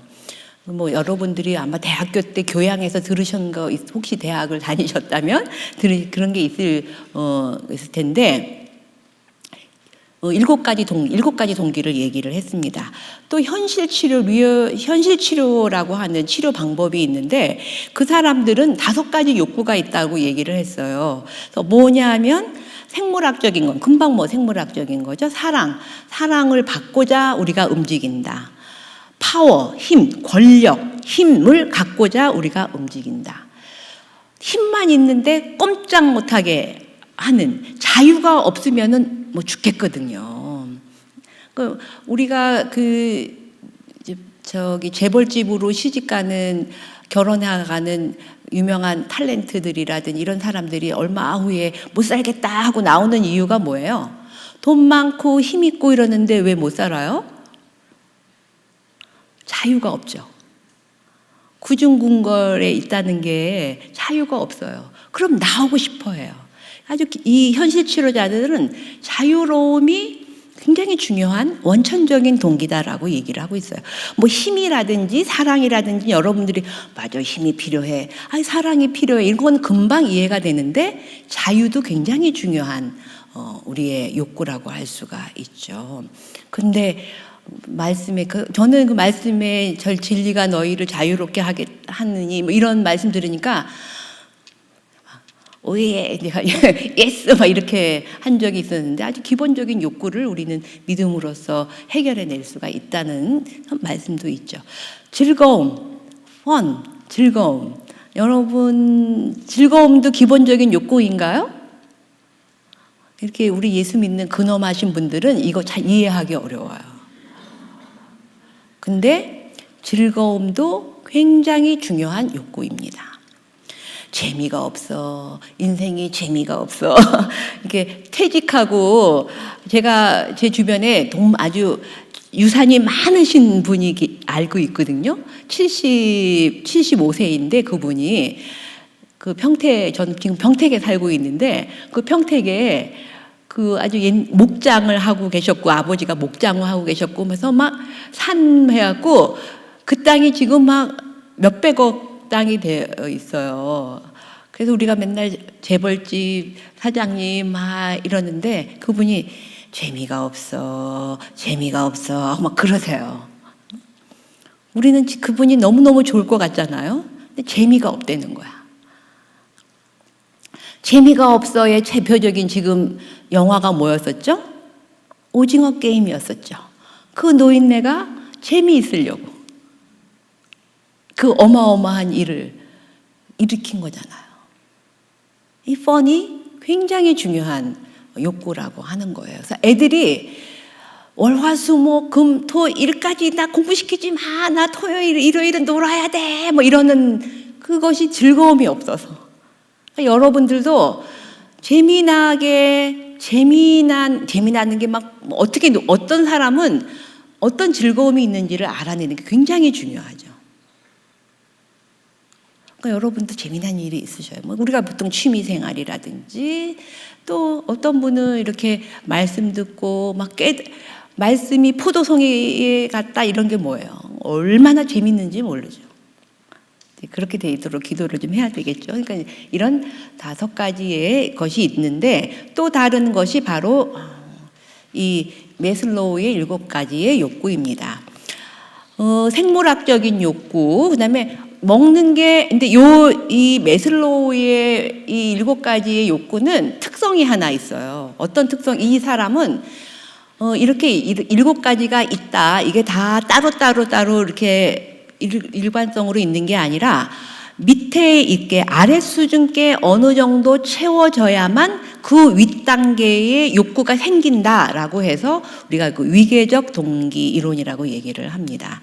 그래서 어느 정도 먹는 게 좀 해결되어야지 안전한 것이 뭔가 집도 당장 먹을 게 없는데 뭐 집 마련 뭐 이런 거 하겠어요? 먹는 게 좀 해결되면은 안정적인 직업, 계속해서 먹을 수 있는 안정적인 직업, 또 안정적으로 누울 수 있는 집, 또 이런 것들을 안전에 대해서 도둑놈 들어오지 않고 뭐 또 전쟁이 일어나지 않고 뭐 우리나라가 먹고 살만하니까 이제 뭐 못 먹는데 뭐 전쟁이고 나발이 무슨 상황이 있겠어요.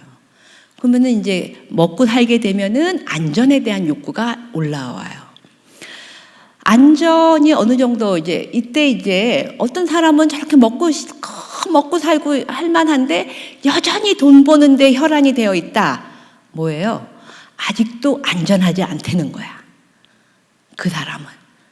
이 돈이 있는 게 아까 그 사람 뭐 몇백억 있다 그랬는데 어떤 사람은 참 있을 만큼 있는데도 여전히 돈 버는데 막 관심이 있는 거는 나는 먹고 살아도 내 새끼까지 먹게 해줘야지. 뭐 아니면 뭐 이런 아직도 안전하지 않다고 생각했을 때 계속 그 일에 매달릴 수가 있겠죠. 그래서 그 안전에 대한 욕구, 또 뭐 이 안전은 이렇게 우리가 사는 안전도 있지만 마음의 안전도 있고 부모, 엄마, 아빠가 밥은 먹여주는데 둘이 맨날 투닥투닥 이혼하고 사느니 안 사느니 막 이러면은 얘는 그 다음 단계께 나오질 않아요. 맨날 눈치 보는 거죠. 이혼하게 되면 난 누구한테 붙어서 살아야 되나, 나는 성을 갈아야 되나, 뭐 이러면서 맨날 안전하지가 않죠. 요즘에 많은 아이들이 이혼 가정의 아이들이 너무나 많아서 그것이 연령이 뭐 20살 때 이혼을 했던 5살 때 이혼을 했던 안전되지 않은 상태에서 계속 사는 경우가 있죠. 걔네들은 늘 안전하기를 기대해요. 안전이 확보 안 됐어요. 걔네들한테 공부해라? 노죠. 어떤 사람은 그런데 가끔 공부 열심히 하는 안전이 확보가 안 되어 있는데 공부 열심히 하는 사람이 있어요. 어떤 사람일까요? 공부를 통해서 안전하다는 걸 알면 공부에 매달려요. 근데 그것은 똑같이 공부를 해도 이 공부가 재미있다. 이게 지식을 알으니까 좋네. 뭐 이런 게 아니라 안전을 위해서 한다는 거예요. 똑같은 일도 무엇 때문에 그 일을 하느냐가 달라요. 세 번째는 어느 정도 안전이 되면은 이제는 어딘가에 속하고 싶어요. 사실은 안전하기까지는 가족을 잘 안 돌봐요. 이렇게 가족이라는 거는 뭐 이렇게 뭐랄까 어떤 구성 요소를 커뮤니티를 구성하는데 마음을 안 둡니다.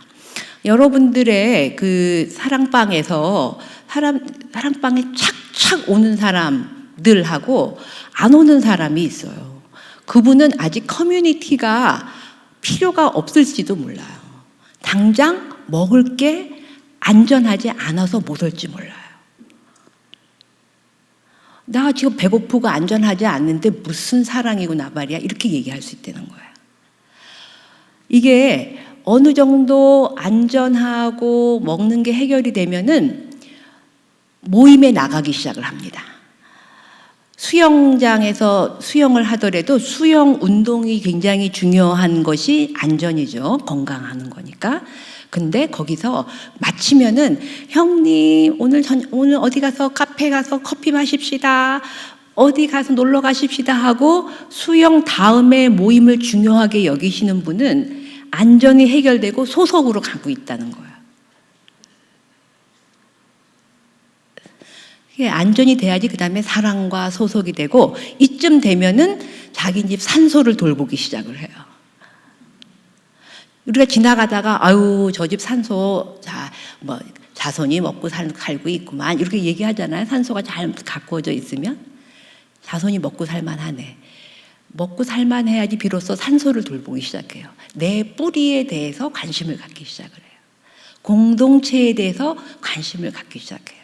그래서 교회는 1번과 2단계를 열심히 해줘야지 3단계가 나옵니다. 구제가 열심히 돼서 직업적으로나 이런 게 안전이 확보가 돼줘야지 다락방, 사랑방에 사람들이 모이기 시작을 하는 거예요. 왜? 소속이 욕구가 되니까. 그러니까 여러분들이 안 나오는 사람한테 들어야 돼요. 안전하지 않구나. 그거 어떻게 채워줄 수 있을까? 근데 그걸 다 채워줘야만 안전하냐? 믿음, 우리가 말씀은 뭐예요? 다 말씀이, 복음이 능력이 되고 안전도 그 안에 안전한 성루가, 주의 말씀은 안전한 성루라고 하는 우리 찬양이 있는 것처럼 그게 참 말씀이 안전의 성루다라고 하는 것을 깨닫게 되면은 지금 뭐 안전하지 내가 뭐 내일 먹을 거 별로 없어도 여기 가면 성루가 돼. 하나님의 성루구나. 이런 거를 하면은 움직일 수 있죠. 그러니까 그것을 이제 이 사람한테서의 그 근본적인 욕구가 무엇인지 알아야 되고 믿음이 더 자라야만 된다는 게 그런 면에서 보완이 될 수 있다는 거죠. 세 번째 소송이 어느 정도 채워지면 다른 사람이 나한테 인정하고 사랑을 주고 받고 하는 것에 한 발자국 더 나가서 자기 존중감이 생깁니다. 스스로 나는 다른 사람의 사랑을 주고 받았으니까 나는 가치로운 사람이야. 그러니까 나는 가치로운 사람이야 자존감이 생기는 거는 어느 단계 다음이냐면 사랑을 주고 받은 다음 받아야지 그 다음 단계에 나는 가치로운 사람이야. 괜찮은 사람이야가 나온다는 거예요. 너는 이렇게 자존감이 떨어져 있어. 너는 왜 이렇게 자꾸만 너를 비하해? 왜 자꾸만 부정적으로 생각해? 이렇게 주변에 그런 사람들이 있어요. 충분히 사랑을 주고받지 못했기 때문에 그렇다는 거죠. 이 사람의 이론에 의하면. 자존감, 어느 정도, 나는 그럼 우리 또 뭐 왕 같은 제사장이에요. 뭐 거룩한 백성이에요. 왕 같은 제사. 우리는 이미 왕 같은 제사장으로서의 자존감이 이제 있으니까 이제 알고 싶어요.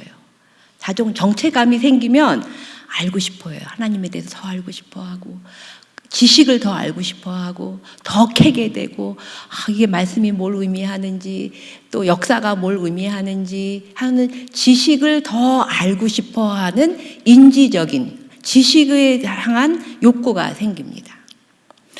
어느 정도 욕구가 생기면 계속 배우는 데만 생각하지 않고 이제는 하나님하고 나하고를 이렇게 생각을 해봐요. 심미적으로 이렇게 이렇게 생각을 막 지식을 찾는데 하지 않고 이렇게 정말 하나님하고 나는 어떤 관계인가, 또 세상은 어떤 것인가 이러면서 지식보다 통합적인 것에 조금 더 철학적이고 깊은 인격적인 사고를 하게 되죠. 그 다음에는 이제 그때 내가 무엇을 하더라도 거리낌이 없는 상태인지 자기 실현의 단계에 가죠. 그러니까 여러분들이 이런 단계를 제가 쭉 나열한 거는 이런 욕구들이 있구나 라는 거를 알면 그 욕구의 이름에 맞추어서 자기를 들여다볼 수 있어요. 나는 안전한 욕구인가? 관심을 받고 싶어 하나? 나는 나 스스로의 자존감이 있나? 이런 것들을 비추어 볼 수 있기 때문에 조금 더 자기 안에 들어가서 생각할 수 있는 힘이 생기죠. 자기 이해력이 높아지는 거죠. 그리고 다른 사람도 이것에 맞추어서 저 사람은 지금 생물학적인 문제가 있나, 안전에 문제가 있나, 사랑을 충분히 못 받은 건가, 자존감이 아직 떨어지고 있나, 자존감이 없구나, 그러면 사랑이 주고받는 게 잘 안 되고 있는 거구나, 그러면은 우리가 해야 될 일들이 나오는 거예요. 그러니까 상담자들이 이 사람이 어떻게 도와줄까에 대해 생각할 때 지금 이 사람 상태가 어떤 상태인지를 알면 어떻게 해야 되는지가 답이 나오게 되는 거거든요. 그러니까 이런 거를 여러분들이 인식할 수 있도록 제가 지식을 소개해 드리는 겁니다. 이거는 이론이에요. 진리는 아니에요.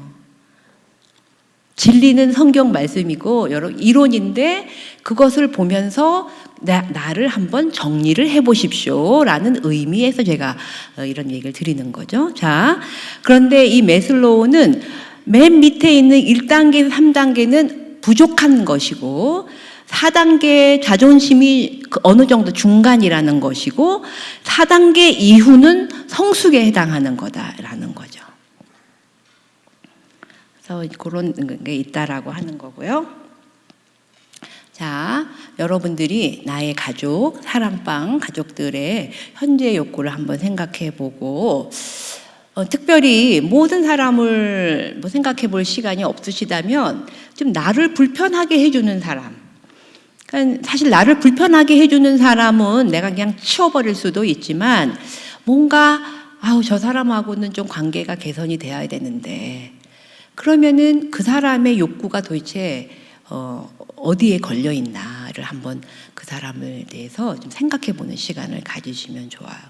특별히 우리들은 어떻게 생각하는 습관이 있냐면 그 사람 개인보다는 그 사람의 역할을 중심으로 생각하는 경향이 있어요. 그래, 당신이 엄마가 당신은 이런 특성이 있고 이렇게 어렵게 살아서 그런 욕구가 있을 수 있지만 그래도 아버지 아니야? 그래도 엄마 아니야? 라면서 그 사람 개인의 욕구보다는 그 사람의 역할에 대한 요구를 더 많이 해서 그 사람 개인을 이해 못할 때가 너무나 많아요. 근데 그분이 역할을 잘 하려면은 자기의 욕구가 채워져야지 그 역할을 할 수가 있어요. 어느 정도. 그래서 보고선 이제 불편한 사람에 대해서 한번 생각해 보시는 시간을 좀 가지셨으면 좋겠고, 그냥 생각해봐라. 그 사람이 도대체 어떤 욕구가 있는지 생각해 보세요. 그러면은 멍하고 뻥해요. 그런데 이런 욕구들, 즐거움이 없나, 자유가 없나, 힘이 없나, 자존감이 없나, 안전하지 않나, 사랑을 안 받았나, 이런 것들을 하나씩 이렇게 대입해 보면 보이기 시작을 해요. 그래서 여러분들 오늘 지식을 가르쳐 드리는 거죠. 그 다음에 이제 정서에 대한 얘기를 제가 이제 해야 될 텐데, 이런 동기가 있는데 동기가 있다는 건 뭔가 행동하게 하는 거잖아요. 그래서 우리가 몸이 움직이게 되는 경우가 있고, 실제로는 그 동기가 있다는 것을 정서를 통해서 드러나게 되어 있어요. 우리가 이제 막 목말라요. 속에서 그러니까 목마르다. 목이 마른데 물 찾는 행동을 하게 되고, 목마르는 동안에 있는 동안에는 막 짜증나고 답답하고 막 이렇게 되잖아요. 그런 상태, 그런 동기가 드러나는 상태를 우리가 정서라고 얘기를 해요. 그래서 행동을 준비시키는 상태이죠. 우리 보통 정서, 감정 이렇게 얘기하면은 결국 그것을 살아남게 하려고, 그 사람한테 물 먹이려고 그런 상태가 생기는 거죠. 그래서 우리가 정서라든지 자기에 대해서 이해를 하는 이유는 잘 살기 위해서 알아야 되는 거예요. 그거 안다고 해서 무슨 일이 일어나느냐? 잘 살아가고 도와주기 위해서 있는 거죠. 그래서 이런 정서는 이제 이렇게 독특한 마음 상태이고 표현이 되고 행동으로 가기도 하고 또 생물학적 요구에 대처하기도 하고, 그러니까 목마르면은 막 짜증나고 입술이 배짝배짝 마르고 그러면은 두리번대는 행동을 하고 몸이 움직여서 물을 찾아가게 되는 그런 상태를 우리가 정서 상태라고 얘기를 하는 거죠. 동기가 행동을 하게 하는 중간에서 역할을 해주는 게 바로 정서예요. 그러니까 정서를 모르면 내가 뭐를 해야 될지 답이 안 나오는 거예요.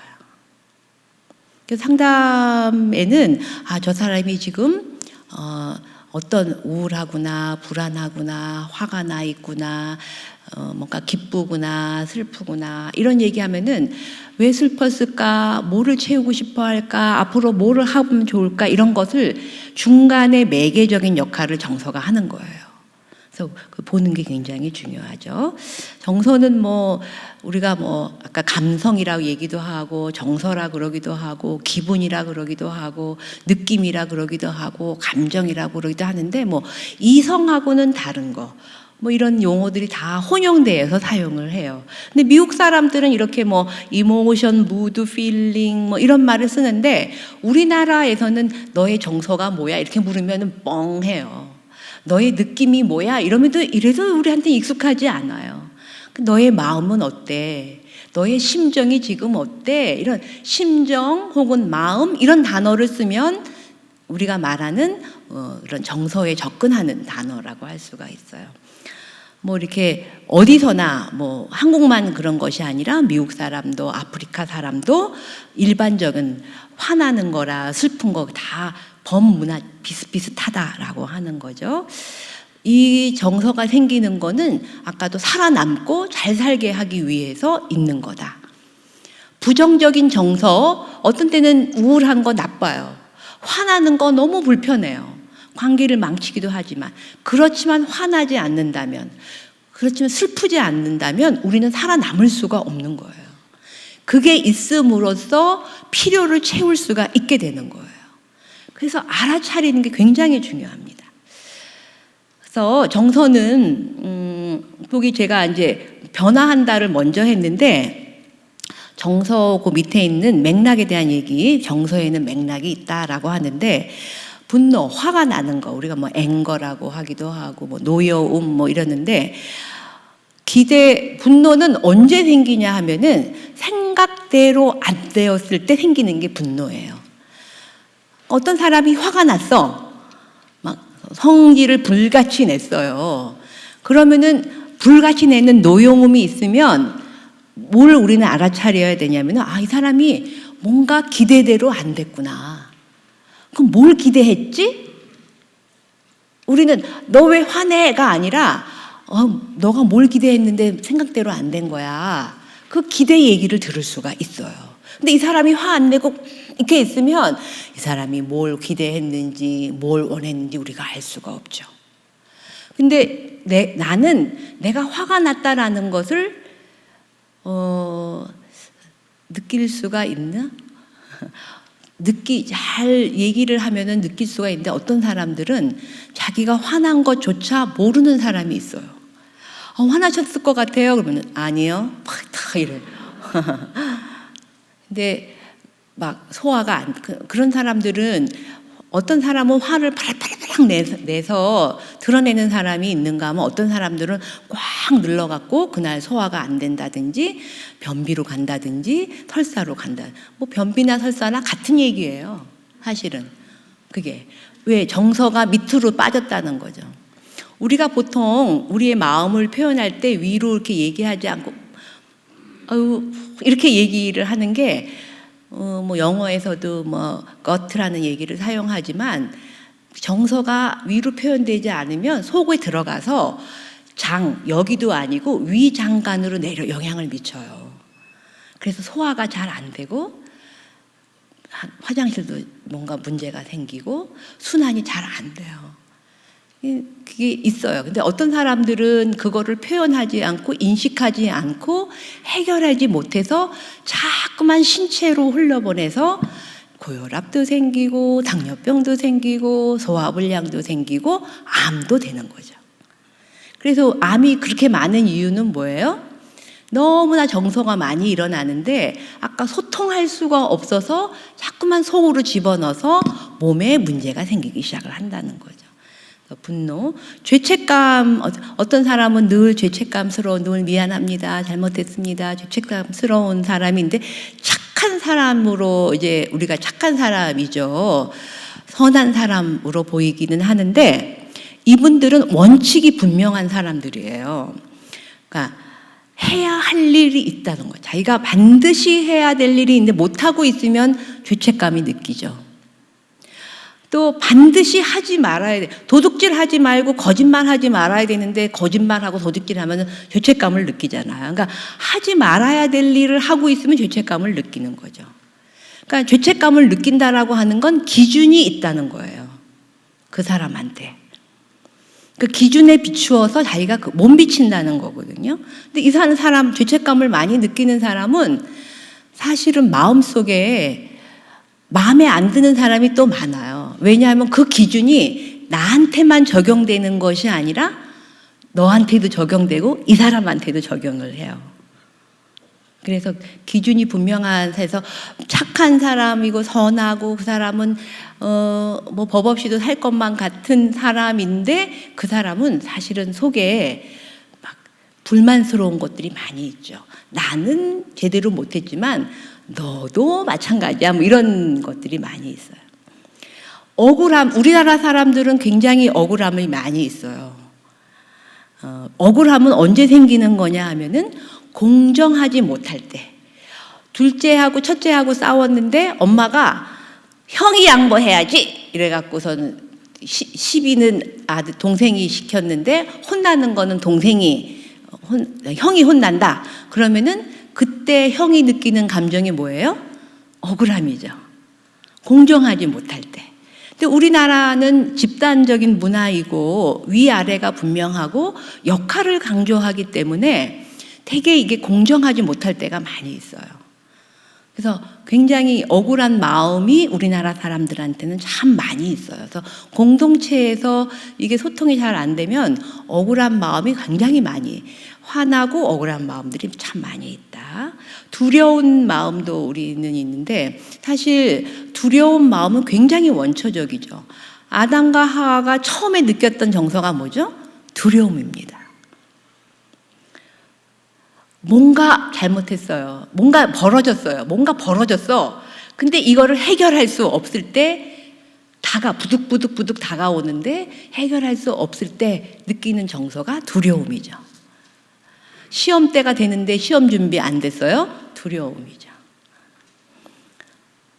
이게 이제 두려움, 기쁨, 자부심, 수치심 이렇게 정서라고 하는 거 이게 정서들인데 어떤 맥락이 있다는 거예요. 근데 이런 맥락을 알려면 어때요? 내가 지금 두렵다. 내가 지금 불안하다. 내가 지금 외롭다. 내가 지금 너무 화가 난다. 너무 내가 아주 기쁘다. 이런 거를 인식을 해야지 내 지금 어떤 상태에 있었던 것을 이해를 할 수가 있는 거예요. 근데 우리가 사랑방에서 이렇게 말씀을 하면서 자기 얘기를 하다가 보면은 맥락이 나와요. 그럴 때 우리 뭐 남편이 이랬을 때 나를 뭐 무시를 했었고 뭐 이러면은 무시를 했으니까 화가 나고, 왜냐하면 나를 존중받기를 기대했는데 무시했으니까 화가 나겠죠. 내가 화가 났어요 이렇게 얘기하지 않더라도 아유 존중받기를 원했는데 무시했으니까 섭섭하고 화났겠다, 이런 마음을 우리가 짐작할 수가 있는 거예요. 꼭 말로 하지 않아도 이 사람 지금 어떤 마음 상태가 될 수 있겠다라고 얘기를 들어보면 답이 나온다는, 왜? 맥락이 있으니까. 근데 얘기를 끝까지 들어야 되겠죠? 그래서 사실은 여러분들은 얘기를 끝까지 들어야 돼요. 앞뒤 이게 도대체 어떤 맥락이고 어떤 마음 상태로 흘러가겠구나, 이런 것들을 들어야만이 알 수가 있는 거죠. 정서는 변한다 그랬는데 아까도 제가 분노, 화가 나는 거는 그 앞에 기대가 있기 때문에 그렇죠. 근데 기대는 왜 하냐 하면은 내가 할 수 없는 일이기 때문에 기대를 하는 거예요. 남편이 내 생일을 알아줬으면 좋겠어요. 알아줬으면 좋겠어요. 내가 내 생일이야, 나 선물해줘, 이렇게 얘기 치사하게 하지 않더라도 탁 하면 알아줬으면 좋겠어. 그런 기대를 해요. 근데 그걸 알아주는 거는 어떻게 해요? 내가 할 수가 없고 이 사람이 해야 될 일이죠. 남편이 해야 될 일이에요. 남편이 알아서 나를 해줘야 될 일이라는 거예요. 내가 기대를 안 했으면은 화가 났을까요? 안 나죠. 그러니까는 남편한테 내가 머리를 받고 있는 거죠. 그러니까 내가 누구한테 정서가 생겼다라고 하는 건 그 사람한테 내가 뭔가 내가 할 수 없는 일을 머리를 대고 있다는, 그 사람한테 기대를 하고 있다는 거예요. 의존하고 있다는 마음을. 그래서 뭐 화나면은 여러 번 화나는 사람이 딱 한 번만 화나게 하나요? 내 생일 기억 못하는 사람이 우리 친정엄마 아버지 생일을 기억을 하겠어요? 뭐 제 무슨 일을 기억을 하겠어요? 그럼 반복해서 저를 화나게 하면은 미워지죠. 그러면은 미움이 쌓이다가 보면은 죽이고 싶을 만큼의 증오심이 생겨요. 그래서 항상 원수는 집에 있기 마련이죠. 왜? 기대를 했기 때문에. 기대를 뭐 엉뚱한 남자한테 기대하겠어요? 집에 있는 사람한테 기대를 하니까 기대한 사람한테서 화가 나고 한두 번 화나는 게 아니라 여러 번 화가 나게 되고 그건 미워지죠. 근데 교회에서는, 성경에서는 용서하라 그러지, 화합하라고 그러지 막 이러니까 하나님 잘못했어요, 용서해 주세요, 내가 오늘 집에 가나 안 미워하고 따뜻하게 국 한 번 더 끓여주겠어요 막 이러고 회개하고 가서 집에 가서 딱 보면은 그놈이 또 그놈이잖아. 그러니까는 또 막 확 올라와요. 죄책감이어서 회개했다가 가서 보면은 또 아니고, 그러면 양쪽 마음이 있어요. 믿기도 하고 죄스럽기도 하고 후회하기도 하고 회개하기도 하고 뭐 이런 마음이 복잡해지는 상태를 우리가 양가적인 상태라고 합니다. 사실 우리 마음은 다 이렇게 복잡해요. 어떤 사람은 이거를 하나로 만들고 싶어 하는데 사람은 하나로 만들어질 수 없어요. 너무 하나로 만들려고 애써버리면 그게 노이로제예요. 하나로 만들려고 하는 거. 어떤 때는 미워지고 어떤 때는 회개도 하고 어떤 때는 이렇게 자기한테 여러 가지 마음이 공존할 수 있다라고 하는 것을 인정하는 게 성숙한 사람이라는 거죠. 하나만 있어야 돼. 착한 마음만 있어야 돼. 나쁜 건 절대로 안 돼. 이러면은 그게 노이로제인 거죠. 근데 사실 이렇게 부정적인 마음은 이렇게 기대하는 데서부터 생겨서 계속 변화해 온다는 거죠. 처음에는 미운 마음이나 죄책감 마음이 처음부터 생긴 건 아니에요. 저 의존에서부터 생겼다는, 기대에서부터 생겼다고 하는 거죠. 근데 그거는 내가 할 수 없는 거예요. 그러니까 하나님한테 얘기할 수밖에 없겠죠. 자, 뭐 더 얘기할 수 있는 것들이 있겠지만, 그래서 여러분들은 오늘 제가 소통이 굉장히 중요하다라고 얘기를 드렸고, 우리가 소통이 잘 되면 우리 주변에 있는 가족과 또 우리 사랑방에서도 소통이 잘 될 뿐만 아니라 궁극적으로 하나님과의 소통이 잘 될 수 있다. 우리 궁극적으로 교회 예배당에 오늘 모여서 이 얘기를 하는 이유는 하나님하고의 소통을 잘하기 위해서예요. 우리 사랑방에 있는 사람들한 성도들에게 소통을 하나님하고 잘하게 하려고 우리가 이런 노력을 하는 겁니다. 그러려면은 우리가 여기에서 얘기를 좀 잘 들어줘서 소통할 수 있게끔 순환을 잘 시켜주는 우리가 중간 역할을 우리가 맡고 있으니까 그 사람이 어떤 욕구를 가지고 있나, 요즘 잘 드러내는 어떤 정서는 무엇인가. 근데 이 정서는 그 사람 모두가 비슷해요. 늘 우울한 사람은 사실은 평생을 좀 우울할 수 있고, 또 어떤 사람은 늘 쉽게 화내는 사람이 있고 쉽게 실망하는 사람이 있고 이런 특성을 가지고 있어요. 이제 그런 것들 때문에 이제 뭐 상담해서 왜 그렇게 이 사람은 그런 색깔을 가지게 되었을까를 우리는 이제 상담을 하긴 하지만, 이제 그것을 여러분들이 이 사람의 정서와 동기를 이렇게 생각을 해보시면서 좀 이해해보는 시간을 따로 가졌으면 좋겠습니다. 자, 나를 불편하게 하든지 그것은 어디서부터 시작이 되었느냐 하면은 나의 기대에서부터, 나의 동기에서부터 시작이 됐다는 거죠. 네가 왜 나를 힘들게 해가 아니라 사실은 나로부터 출발한 얘기이고, 또 그래서 나의 동기부터, 나의 정서서부터 이해하고 더 나아가서는 우리 다락방에 있는, 우리 사랑방에 있는 성도들의 마음을 이해하는 시간을 가지셨으면 좋겠습니다. 그 다음에 이제 뭐 우리가 사실은 이것가 되어야지 그 다음에 우리가 정말 소통을 할 수 있는 단계로 나아가는 거예요. 이걸 알아야죠. 그래서 요 얘기는 잠깐만 요것만 하도록 할게요. 우리가 감수성 차원이라는 건 알아채는 걸 말하는 거예요. 지금 오늘 제가 감수성 차원에 대한 걸 강조한 겁니다. 아, 이 사람이 어떤 동기가 있구나. 아, 이 사람이 지금 어떤 정서를 가지고 있구나. 나한테 화가 났구나, 섭섭하구나, 누구한테 화가 났구나, 섭섭하구나, 억울하구나. 그런데 어떤 동기가 있었기 때문이로구나. 자유롭기를 원해서, 힘을 갖기를 원해서, 자존심을 죽이기 위해서, 안전하기 위해서, 이런 것들을 여러분들이 생각을 하셔서 알아채는 게 감수성이에요.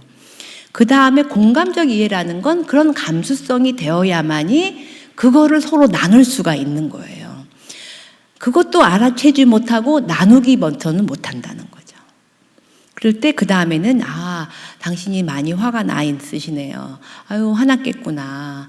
아유, 이렇게 누구 아빠가 당신 생일을 좀 알고 미리 착착 알아줬으면은 안 그랬을 텐데, 안 알아줘서 이렇게 화가 날 수밖에 없지. 이렇게 이제 얘기를 해서 전달하는 게 전달성 차원인 거예요. 그러니까 우리가 공감이라고 하는 거는 사실은 전달을 하려면은 알아채는 게 더 중요한 거죠. 그럼 어떻게 알아채야 되느냐? 관찰하고 시간을 들여야 돼요. 잘 이해하려면 주의 깊게 관찰해야 되고 잘 들어야 되고 시간과 마음이 필요하죠. 이게 사실 사랑이죠. 갈라디아서에서 사랑은 수고 없이는 안 되는 거죠. 사랑의 수고. 관찰과 시간, 마음, 이게 사랑인 거고, 그게 알아채게 되고 전달할 수가 있는 거예요. 그래서 저는 그 갈라디아서의 사랑의 수고에 대해서 아주 너무너무 좋아하는 그 말씀인데, 사랑은 따뜻하고 감싸주고 좋아하고 매력적이고 라는 거는 일시적이고요. 사랑은 사실은 굉장히 수고로운 겁니다. 우리가 뭐 주님의 사랑에는 뭐 갈 수도 없겠지만 그런 목숨을 내어놓는 사랑을 생각을 해보면 이런 시간을 들이고 관찰을 하고 이런 수고로움이 없이는 감수성을 찾아내기가 어렵다는 거예요. 그래서 여러분이 잘 감수한 것을 먹을 것을 주라 하고 마가복음에 이렇게 얘기하셨는데, 여러분이 그 사람의 필요를 채워주시고 또 함께 정서적으로 나누시는 그러한 사랑방의 섬김이들이 되시기를 바랍니다. 하고 싶은 말 더 많이 있었지만 시간 안에 하려고 이제 중간도 뭐 생략하고 했지만, 여러분들이 마음이 더 잘해야지, 내가 더 그 하나님 기뻐하시는 섬김이가 돼야지, 이런 마음을 다 가지셨을 거라는 생각이 듭니다. 잠시 기도하고 마치겠습니다. 하나님 아버지, 저희는 부족하고 약할 수밖에 없습니다. 그러나 주님 사랑하는 마음으로 이 토요일 이곳서 성전에 나와서 아버지 하나님, 주님 더 잘 믿고 더 잘 소통하기 위해서 이곳에 왔습니다.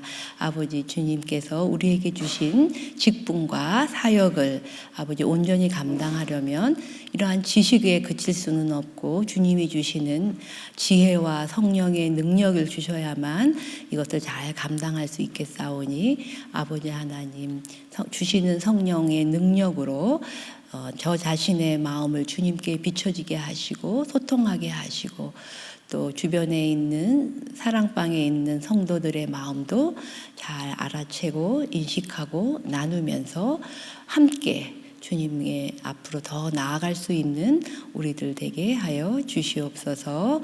모든 말씀 예수님의 이름으로 기도드립니다. 아멘.